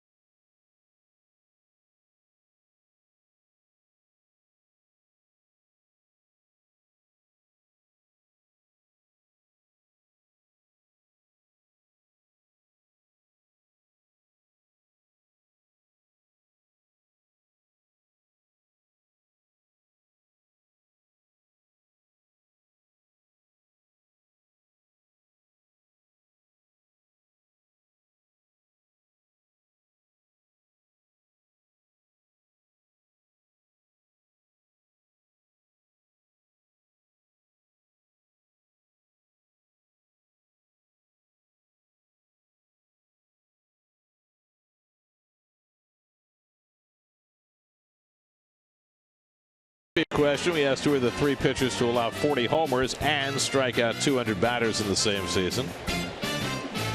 Well, we got Blyleven. Oh, Jack Morris. Wow. And Phil Niekro. I don't think of Niekro as a strikeout pitcher. That's right, Phil. Knuckleballer. But he threw a lot of innings. So. Yeah, he did.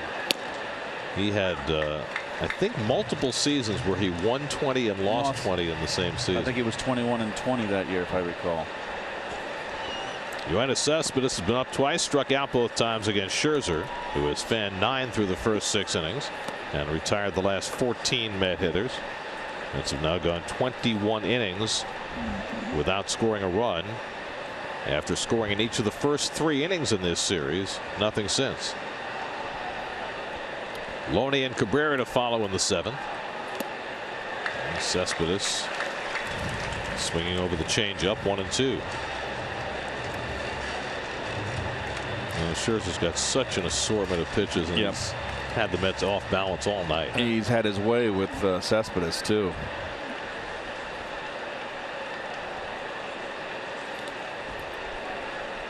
Bounces a slider, and it's 2-2.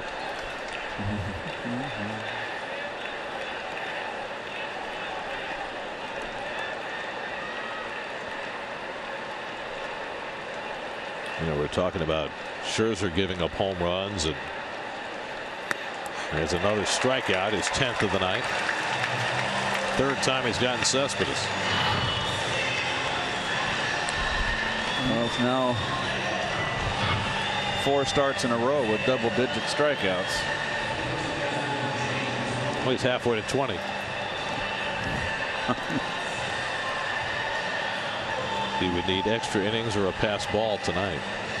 And he's had a strikeout with most of those pitches: fastball, curve, slider, and change.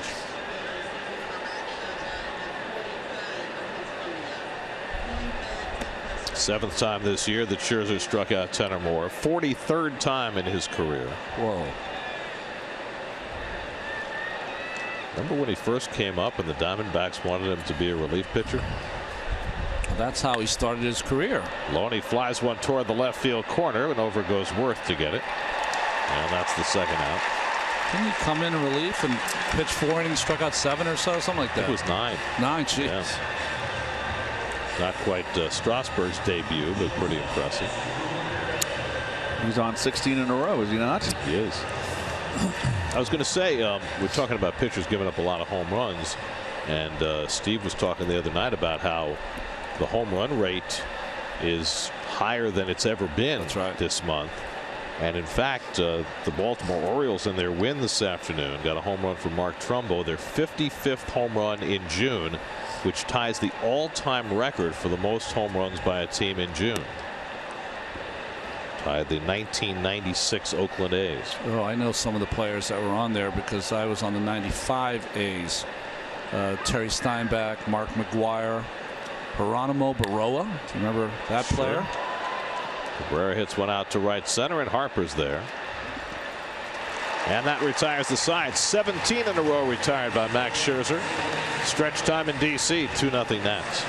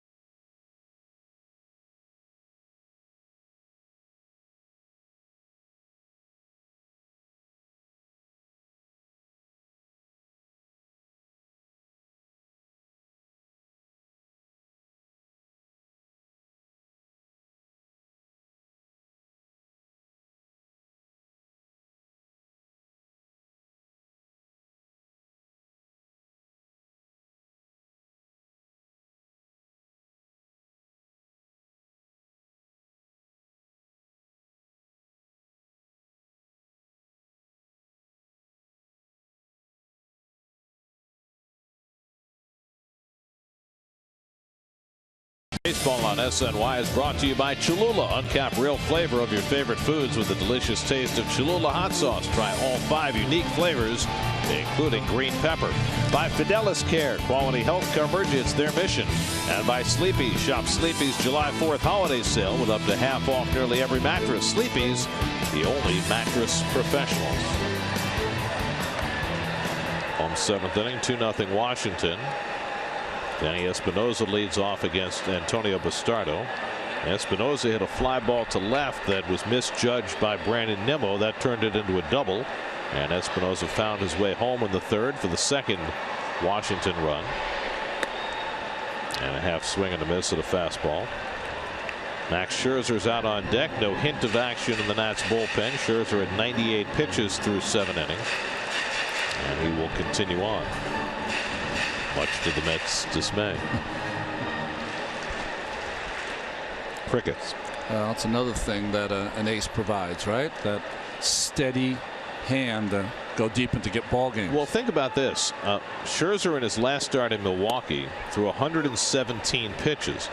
Now, a lot of times with a younger pitcher, and I know we've seen this with the Mets, if they extend a starting pitcher in one start, they have to pull him back in the next start. No need to do that with Scherzer. Just keep shoving him out there 33 times a year.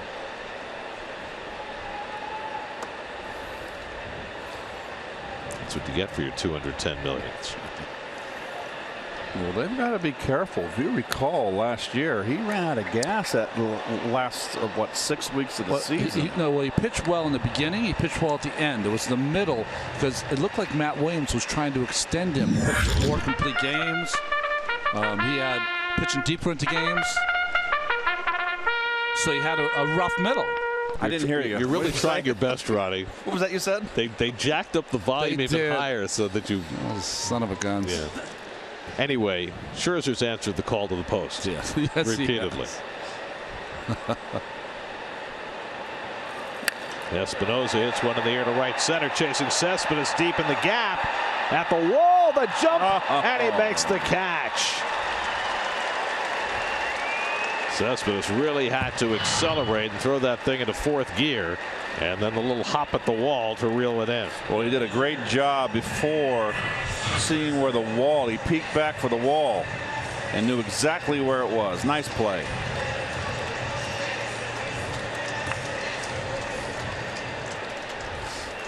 So now Scherzer gets a golf clap from the crowd. I mean, what is that? The guy's working on a 1-hit shutout, and he comes to bat in the bottom of the 7th, and he got barely a golf clap. I mean, it's his hometown fans. He should have gotten a standing ovation. It's something a little louder than that, certainly.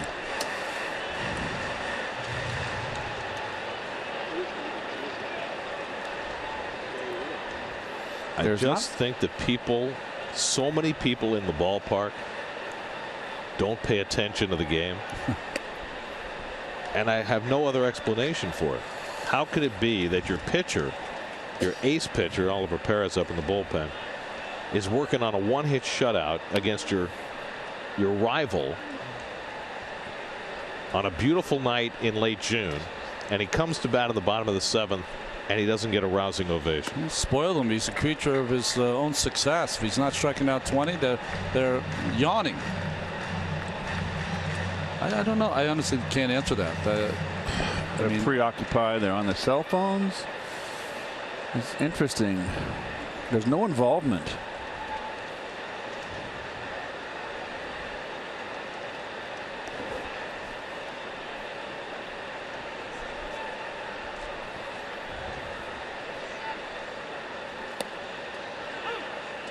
So 2-2 to Scherzer, who was sacrificed and grounded out tonight 0 for 1.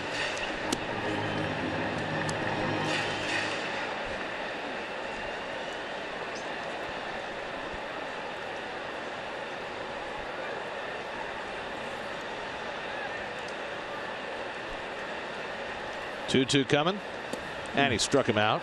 First strikeout for Bastardo in relief. Only the 2nd strikeout for Met pitching tonight. There's the fastball, not wasting any time. So Bastardo Has faced 6 batters, retired 5 of 6. The only blemish was the error by Kelly Johnson. So Bastardo has had some rough outings of late, keeping the Mets in this game, giving them at least a shadow of a chance to rally in the late innings.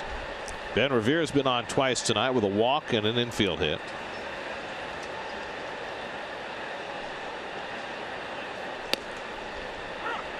And he takes a slider for a strike.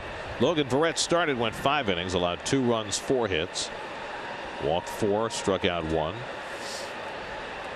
He's on the hook in this game, but a much better start for Verrett than his last 2 starting assignments. Revere pops one up into shallow left, and in comes Nimmo. And that retires the side. 2 hitless innings for Bastardo in relief. We go to the 8th. Mets down 2-0.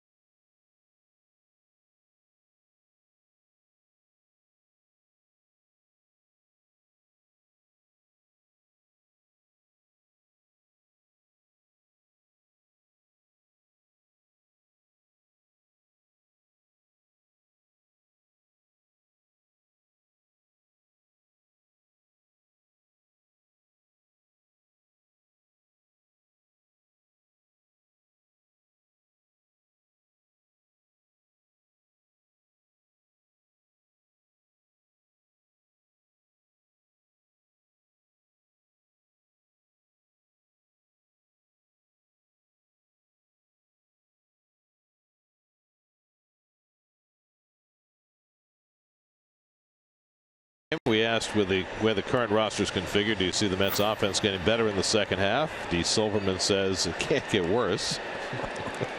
That's one way of looking at it. Mets lunch says it's been frustrating. They need Gurriel. Okay. No, too many on the DL. It's looking bad, says Mega Plantain.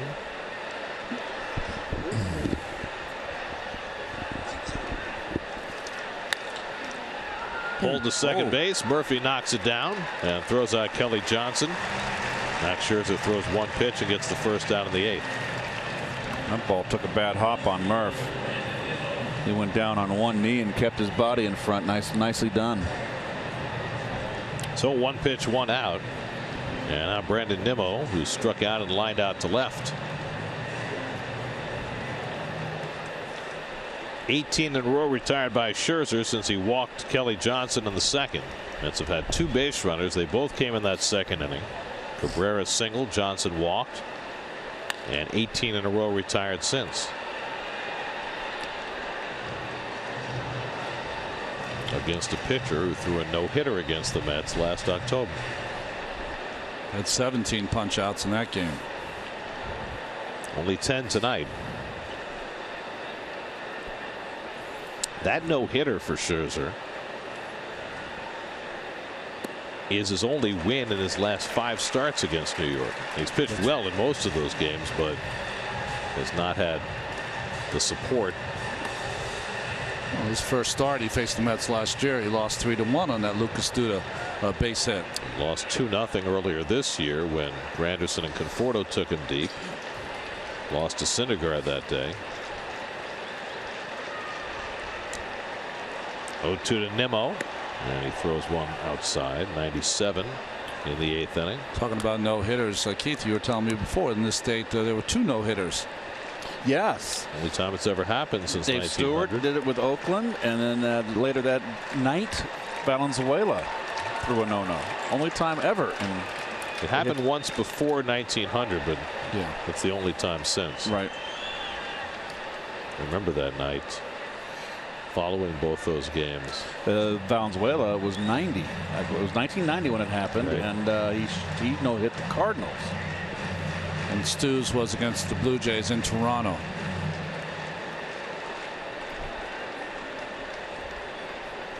And we had kind of a funny note yesterday, which we forgot to mention, and was particularly pertinent after Syndergaard's start with the 6 stolen bases that the Nationals pulled off. 1-2 to Nimmo, and it's taken low, changeup. So yesterday in 1907, the Washington Senators defeated routed the New York Yankees. They stole a record 12 bases against the Yankees, and guess who the catcher was? Branch Rickey. Really? For the Yankees. Jeez. So you're saying Branch had a better career as an executive than he did as a backstop? 12 stolen bases. Any note on who the pitchers were? Oh, gosh.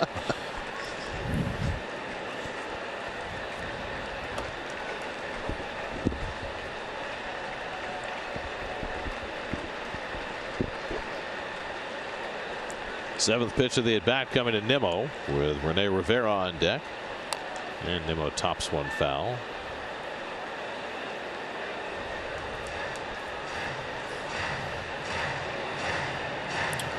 Brandon 3 for 14 to begin his big league career.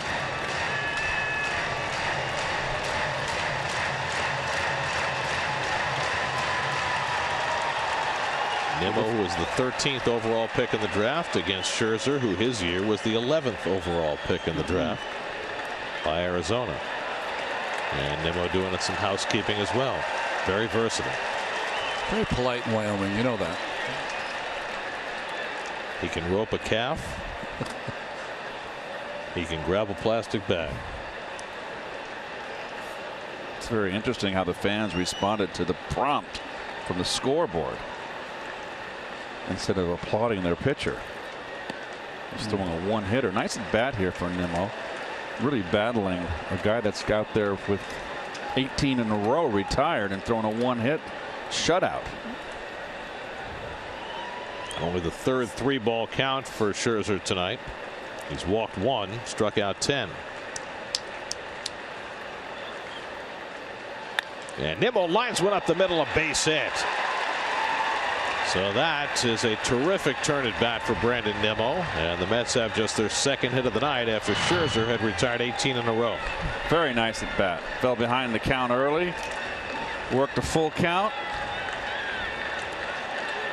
So his last 2 at bats, he had a bullet to left, and then this one right back through the box. And Terry Collins going to make his move here. He's going to go to Curtis Granderson to bat for Rene Rivera as the Mets have a chance to tie it with one swing.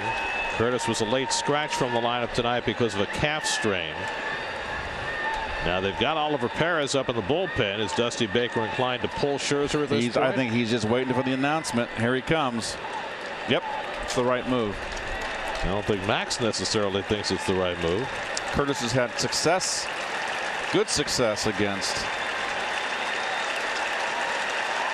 Scherzer. So Ollie's coming in, and now Scherzer will get his hand. There you go.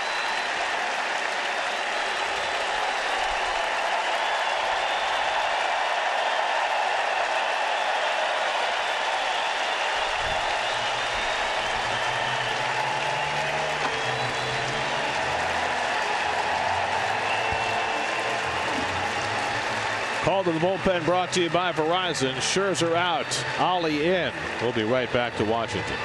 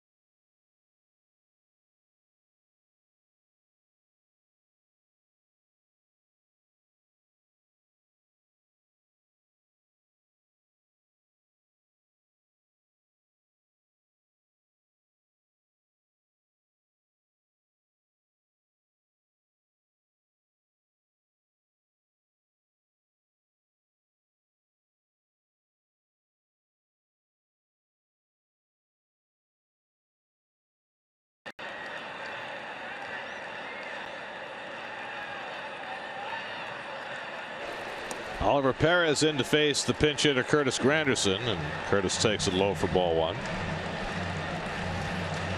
You know, we saw Ollie in yesterday's game. Outstanding effort to get a couple of outs. Got the win. Came in with the bases loaded and 1 out. Struck out Loney and got Flores on a fly ball. He falls behind Granderson 2-0. Those are Granderson's numbers against Scherzer, including a home run in Scherzer's last start against the Mets. And those are his numbers against Ollie. So now you have a better idea of why Dusty Baker made the move. And Granderson hits it to left center. That's going to fall for a base hit. Nimmo to second. Didn't get a great read on it, so he'll pull in there. Now the Mets have the tying runs on base. So Granderson greets Perez with a base hit. And now Travis d'Arnaud will come up to pinch hit for the pitcher. 2-0 count. A little fastball away. Curtis not trying to be a hero. Just keep the assembly line running.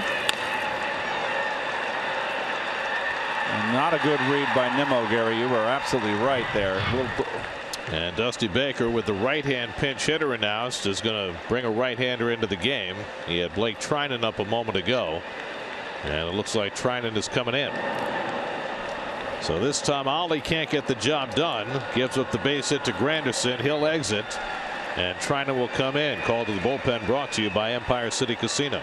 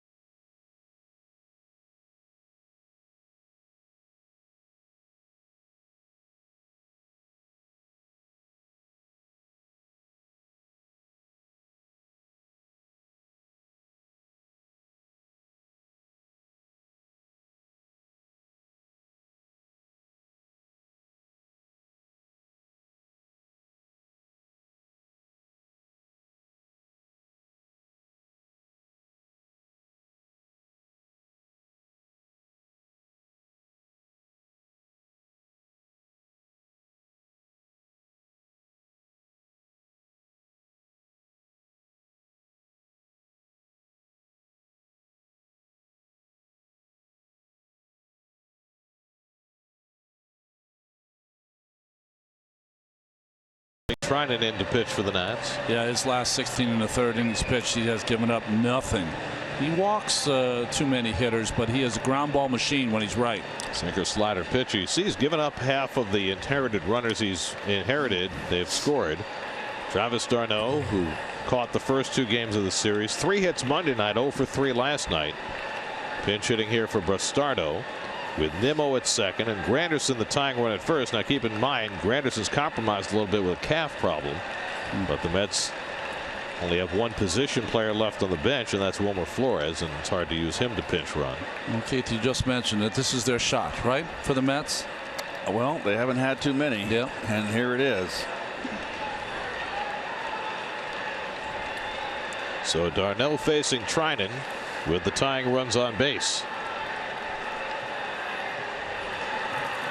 And Travis hits a slow ground ball. Rendon in. It's going to have to go to first with it. Gets the out there. And now the Mets have the tying runs in scoring position with 2 out. And De Aza coming up.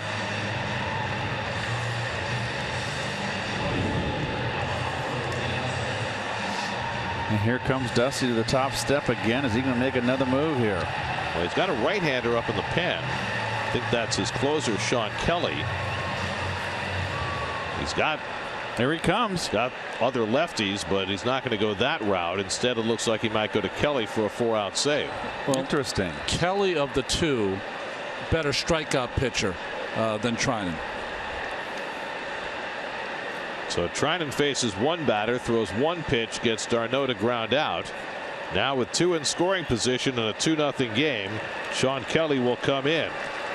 We'll be right back to DC.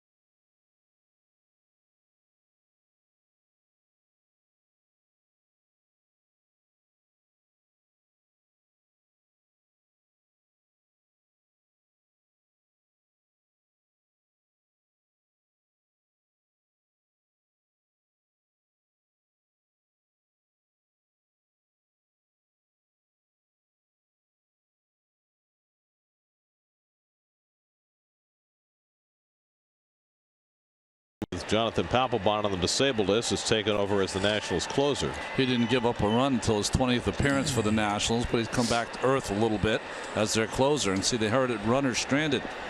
Only 7-16. The Mets got a fortuitous ground ball there to third base. De Aza takes a fastball for a strike. Mets have the tying runs in scoring position. Nimmo at third, Granderson at second with 2 out. De Aza is 3 for 3 in his career against Sean Kelly, which I'm sure Dusty Baker knew and didn't care. De Aza yanks one foul and it's 0-2. De Aza is 0 for 3 tonight. 2 line drive outs. He's just 2 for his last 35. 2 good pitches right there. Fastball in and a good little cutter. We watched Curtis run between first and second, a little shaky, so he's not 100%.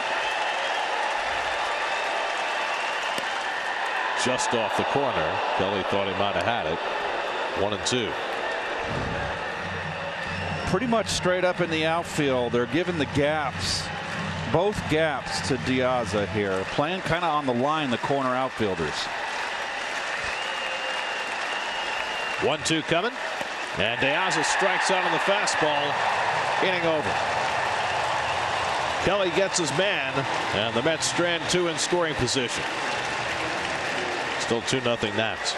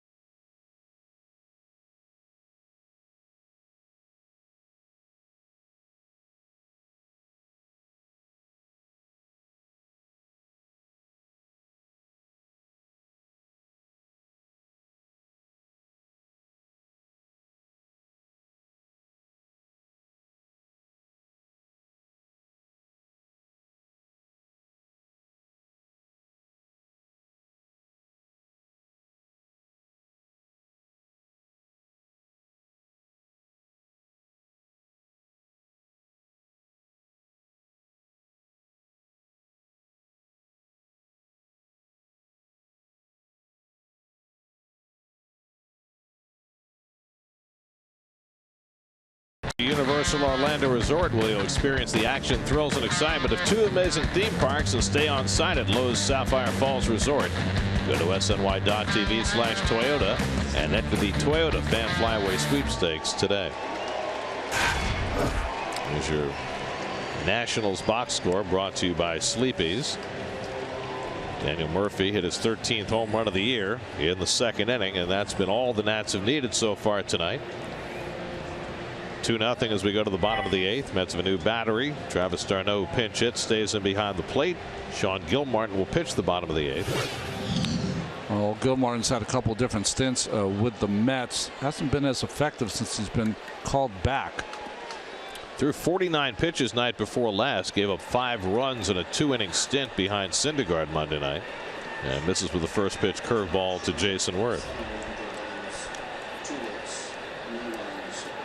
Bryce Harper on deck, then Daniel Murphy for the Nats, who've had only 4 hits of their own tonight. Good changeup by Gilmartin, 1-1. Nats will have 2, 3, and 4 in the order coming up in the 9th. Walker, Cespedes, and Loney against Sean Kelly, who will be bidding for a 4-out save. Nats have now gone 23 straight innings without scoring a run. They had a chance in that last inning, but Kelly came in and made very quick work of Alejandro De Aza. Alonso Robles on call on the Mets bullpen. Toughness with Robles, right? Takes one off the knee and still up there throwing. 1-2 to Worth. Spins outside, 2-2. Lamar doing a little talking to himself.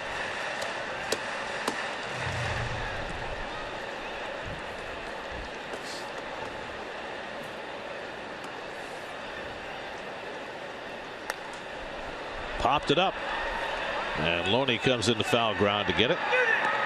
1 out. Whenever I see a pitcher conversing with nobody in particular on the mound, I always think about Mark Fidrich. Oh, the talking bird. to the baseball. He's from my part of the world.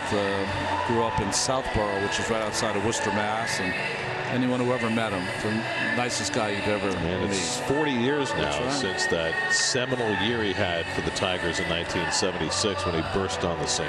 19-8 or something that year. And it was, I think it was this week 40 years ago, he pitched in that Monday night game. It was a nationally televised game against the Yankees when he really came into the national consciousness.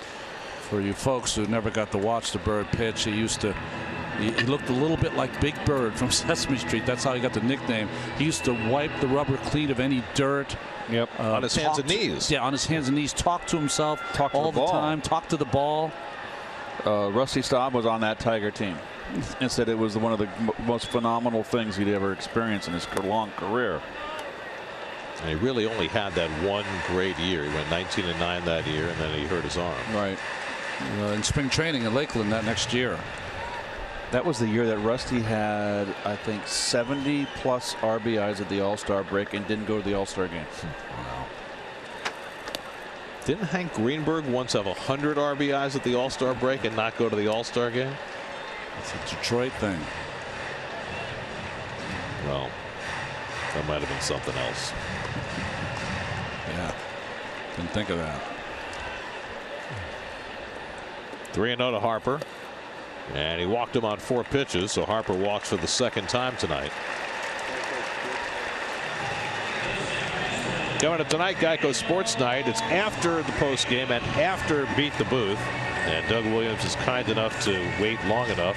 Beat the Booth, so nice, they're airing it twice.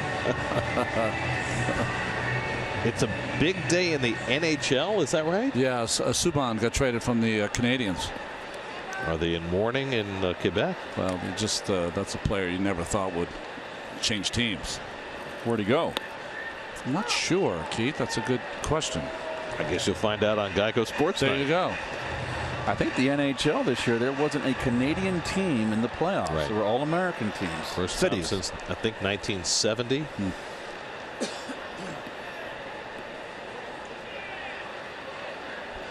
Murphy smacked his 13th home run of the year back in the 2nd inning against Logan Verrett. Since then, he struck out and fouled out to right. 1 for 3 on the night. It's a good time to try to steal here. You know, you can try to sneak one. Tight ball game.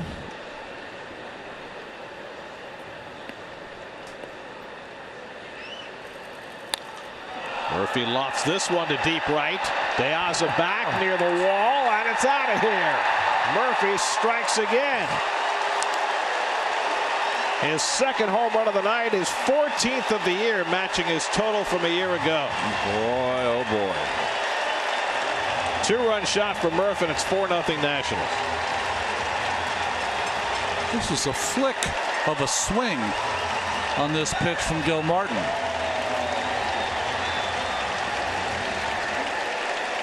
What a year Murph is having. He went down and got that little sink. Gibson-esque. Changeup, wasn't it? Well, he was out in front.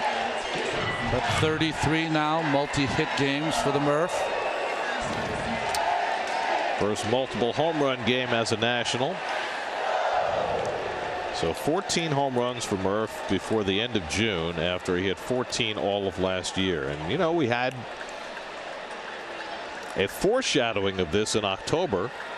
It looked like it was a little fluky. Maybe it wasn't. Maybe it was a change of career for Murph. Well, looking to pull the ball is something that definitely has changed in Murph's game. Well, I tell you what, when you get traded after you've had a long stint with one team and you go to a new ball club, you've got a new incentive. It's a new, it's a shot in the arm, new challenge, and Murph's a hitter. So I'm not the least bit surprised that he's tearing it up. But this many home runs, is that surprising? Well, the home runs okay, but he's not surprised he's hitting 340s. Behind the bag, Johnson with the long throw, and gets Ramos for the second out. I mean, he's having the year that Bryce Harper had last year. If he keeps it up, he's going to be a strong consideration for our most valuable player. Well, right now, at this time of the year, if you had to give the MVP out, Murphy wins it, right? There. I mean, to me, it's him or Kershaw. Yeah, well, I'm not a big fan of the starting pitcher getting the MVP, but he's definitely in the conversation. Right. He's already won it once. Yeah. Here's Zimmerman, who's 0 for 3.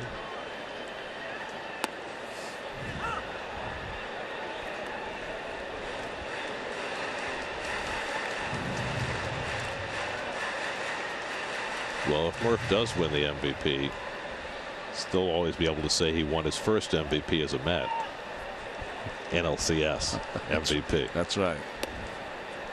And of course, that segs neatly into the fact that the Mets tomorrow are facing the Cubs for the first time since Murphy helped take them out last October. Boy, he did. And maybe that was the greatest foreshadowing, not just that he hit home runs, but that he hit all those home runs last October against quality pitchers. Yeah. Kershaw and Greinke and Lester and Arrieta. Yep.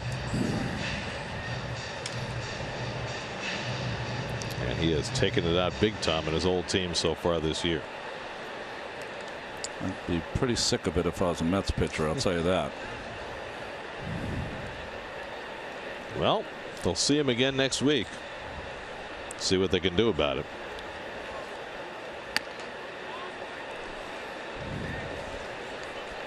Two and two to Zimmerman. So another rough go for Gil Martin, who had a tough outing on Monday night. Really has just not looked the same since he got back from the minor leagues. Lifted into right center, and De Aza takes charge of it. That retires the side, but not before Daniel Murphy hits his second home run of the night. Gives the Nats a 4-0 lead going to the ninth as they go for the sweep.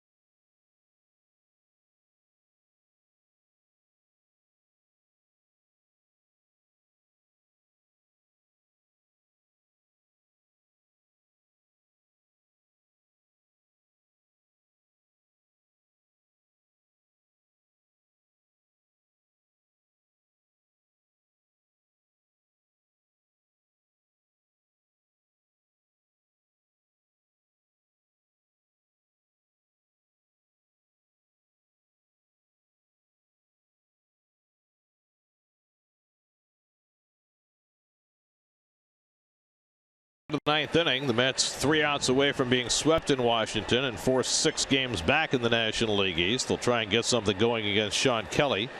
Neil Walker leads off and takes a strike. Walker 0 for 3. Moved up to the 2-hole in the lineup tonight. Hit one ball well his last time up. He hit one to the fence in center field that Ben Revere ran down. Max Scherzer went 7 1/3, allowed 2 hits, walked 1, struck out 10. Ollie Perez gave up a hit to his only batter. Blake Treinen retired his only batter. And now Kelly trying for the 4-out save. Fortified by Daniel Murphy's second home run of the night. Mets have not scored a run in their last 23 innings.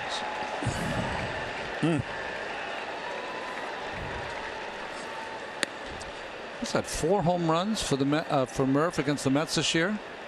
Hit 1 against 2 against Harvey, and then Harvey. 2 in this game. Take that. Oh.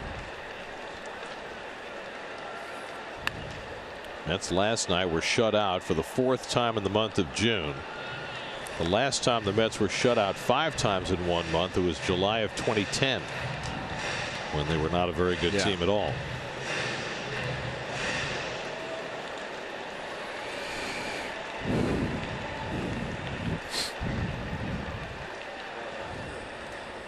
One, 2, and Walker strikes out on the slider. Kelly's One got down in the ninth. Kelly's got a nice little slider. Well, that's his pitch, his go-to pitch. He throws a lot of fastballs into lefties, and then as soon as they catch up to a little bit, goes from that slider down and in.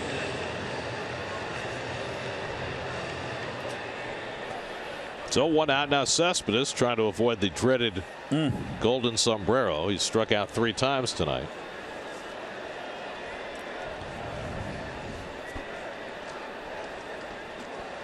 It's the first time I think all season long that a pitcher had the best of Cespedes.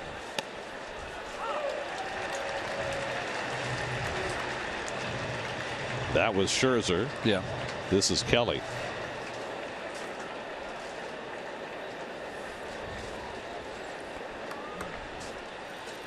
Cespedes cracks that one through the hole. And he's got himself a base hit. Huge home run by Murphy now, right? Yes. So the Mets have their 4th hit of the night. A 1-out base runner in the 9th, and James Loney coming up. Well, the Mets had their opportunity in the last inning. They got a couple of men on, advanced them into scoring position, but Kelly came in, struck out De Aza in short order, and then Murphy tacked on.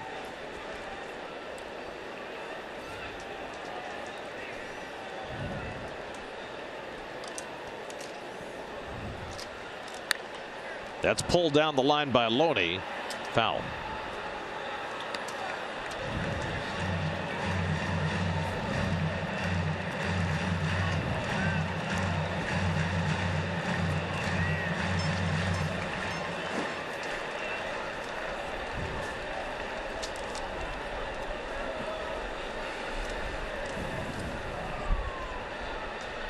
Zimmerman playing behind Cespedes.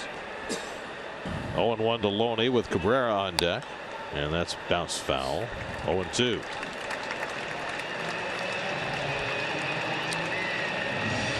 Talking about the Indians before, they won their 12th straight. So that means since the Cavaliers won the NBA title, they have not lost a game. Right.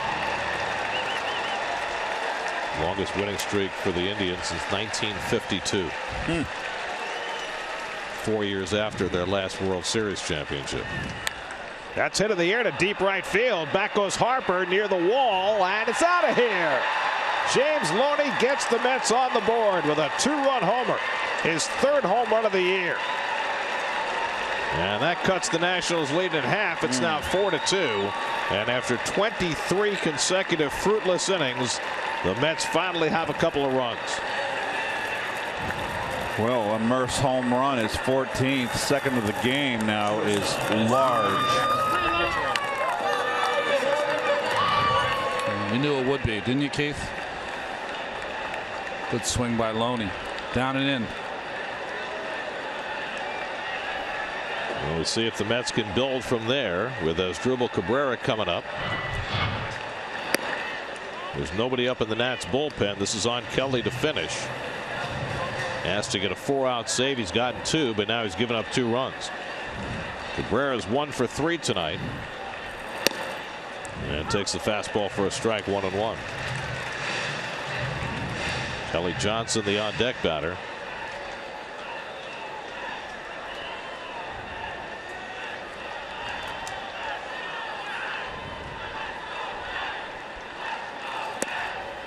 And that's low and in. 2-1 to Cabrera.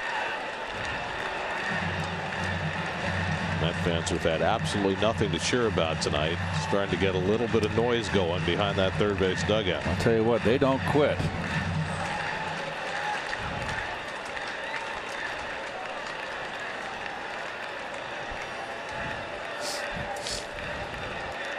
Two 2-1 coming, and Cabrera pops it up. That'll come in to the stands out of play. 2-2.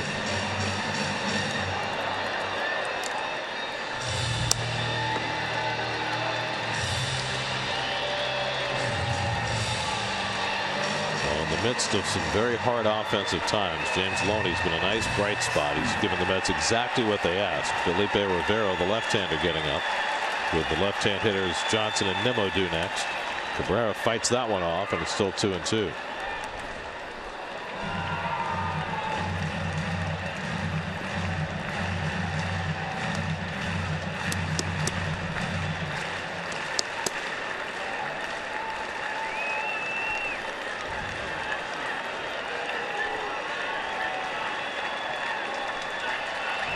Two coming, struck him out. Fastball gets Cabrera. 2 out of the ninth. High fastball, went right back upstairs.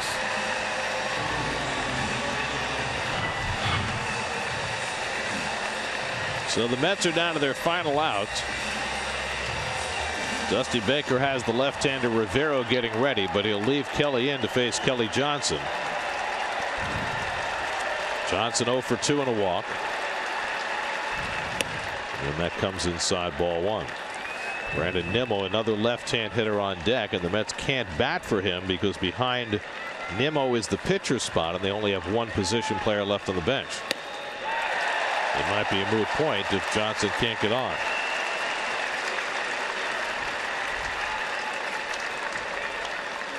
Kelly working quickly. Johnson pulls one down the line. That's going to go to the corner. An extra base hit for Kelly Johnson. He races for second and makes it safely. And now the Mets will get the tying run to the plate in the 9th inning. So Kelly Johnson keeps the Mets alive with the 3rd hit of the inning. Slider hanging. Nice hitting by Johnson. And the youngster Nimmo has an opportunity here to get the Mets and tie this ball game with a bomb. I thought for sure if Kelly Johnson got on that Dusty Baker would bring in the lefty to face Nimmo, but they're going to leave Kelly in the game. You've got Nimmo at the plate, and then behind him is the pitcher's spot. Wilmer Flores is the last man left on the Mets bench, so he would be behind Nimmo. You know, even though Kelly is your closer now, he wasn't really your closer. He was your 8th inning man, trying to push him a little further than he usually goes.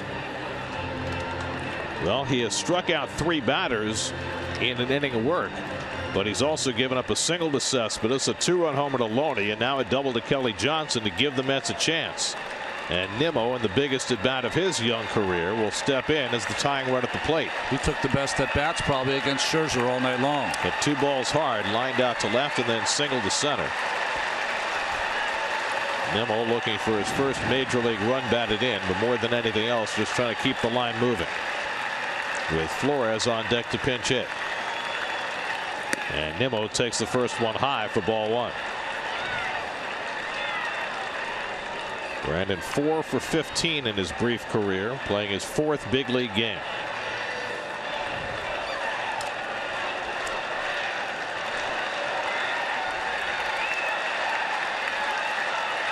And Nimmo, with a poor cut of the fastball, fouls it off. Oh, he got tied up. Be lucky this ball didn't stay fair. Well, they have lauded him for his pitch selection, his ability to work counts.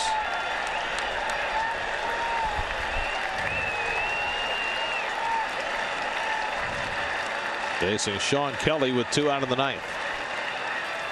And he fouls back the fastball, and a good rip at that. It's 1-2. He's been hurt by his breaking ball, his slider. He's made a couple good ones, but the one he's hung has gotten him in trouble. So he's going with the gas attack here. That's a young hitter. You might see him throw one slider in the dirt.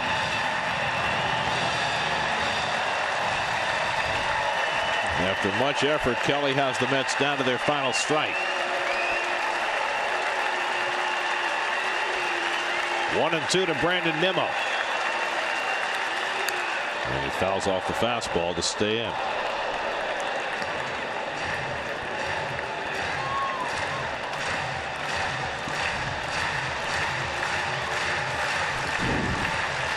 Nationals bullpen staying busy behind Kelly. He's now thrown 27 pitches. Johnson at second and 2 down. 1-2. Oh, On the inside corner, and the ball game is over. Kelly survives the 9th. Nimmo takes a call, 3rd strike to end it. The Mets rally falls short, and the Nationals have swept a 3-game series from the Mets here in D.C., winning tonight 4-2. Well, too much Max Scherzer tonight, 7 1/3 with 10 punch-outs. Logan Verrett did a nice job over 5 innings, only giving up a couple of runs. The 2-run home run, though, by Murphy was the difference. well, Murph had himself a big day. 2 bombs, a 13th and 14th of the year. The Mets, of course, did not score until the 9th inning. Brought the tying run to the plate, but just couldn't get it done. Loney hits a home run in that 9th, a 2-run home run, and the Mets get swept here, and they limp home with the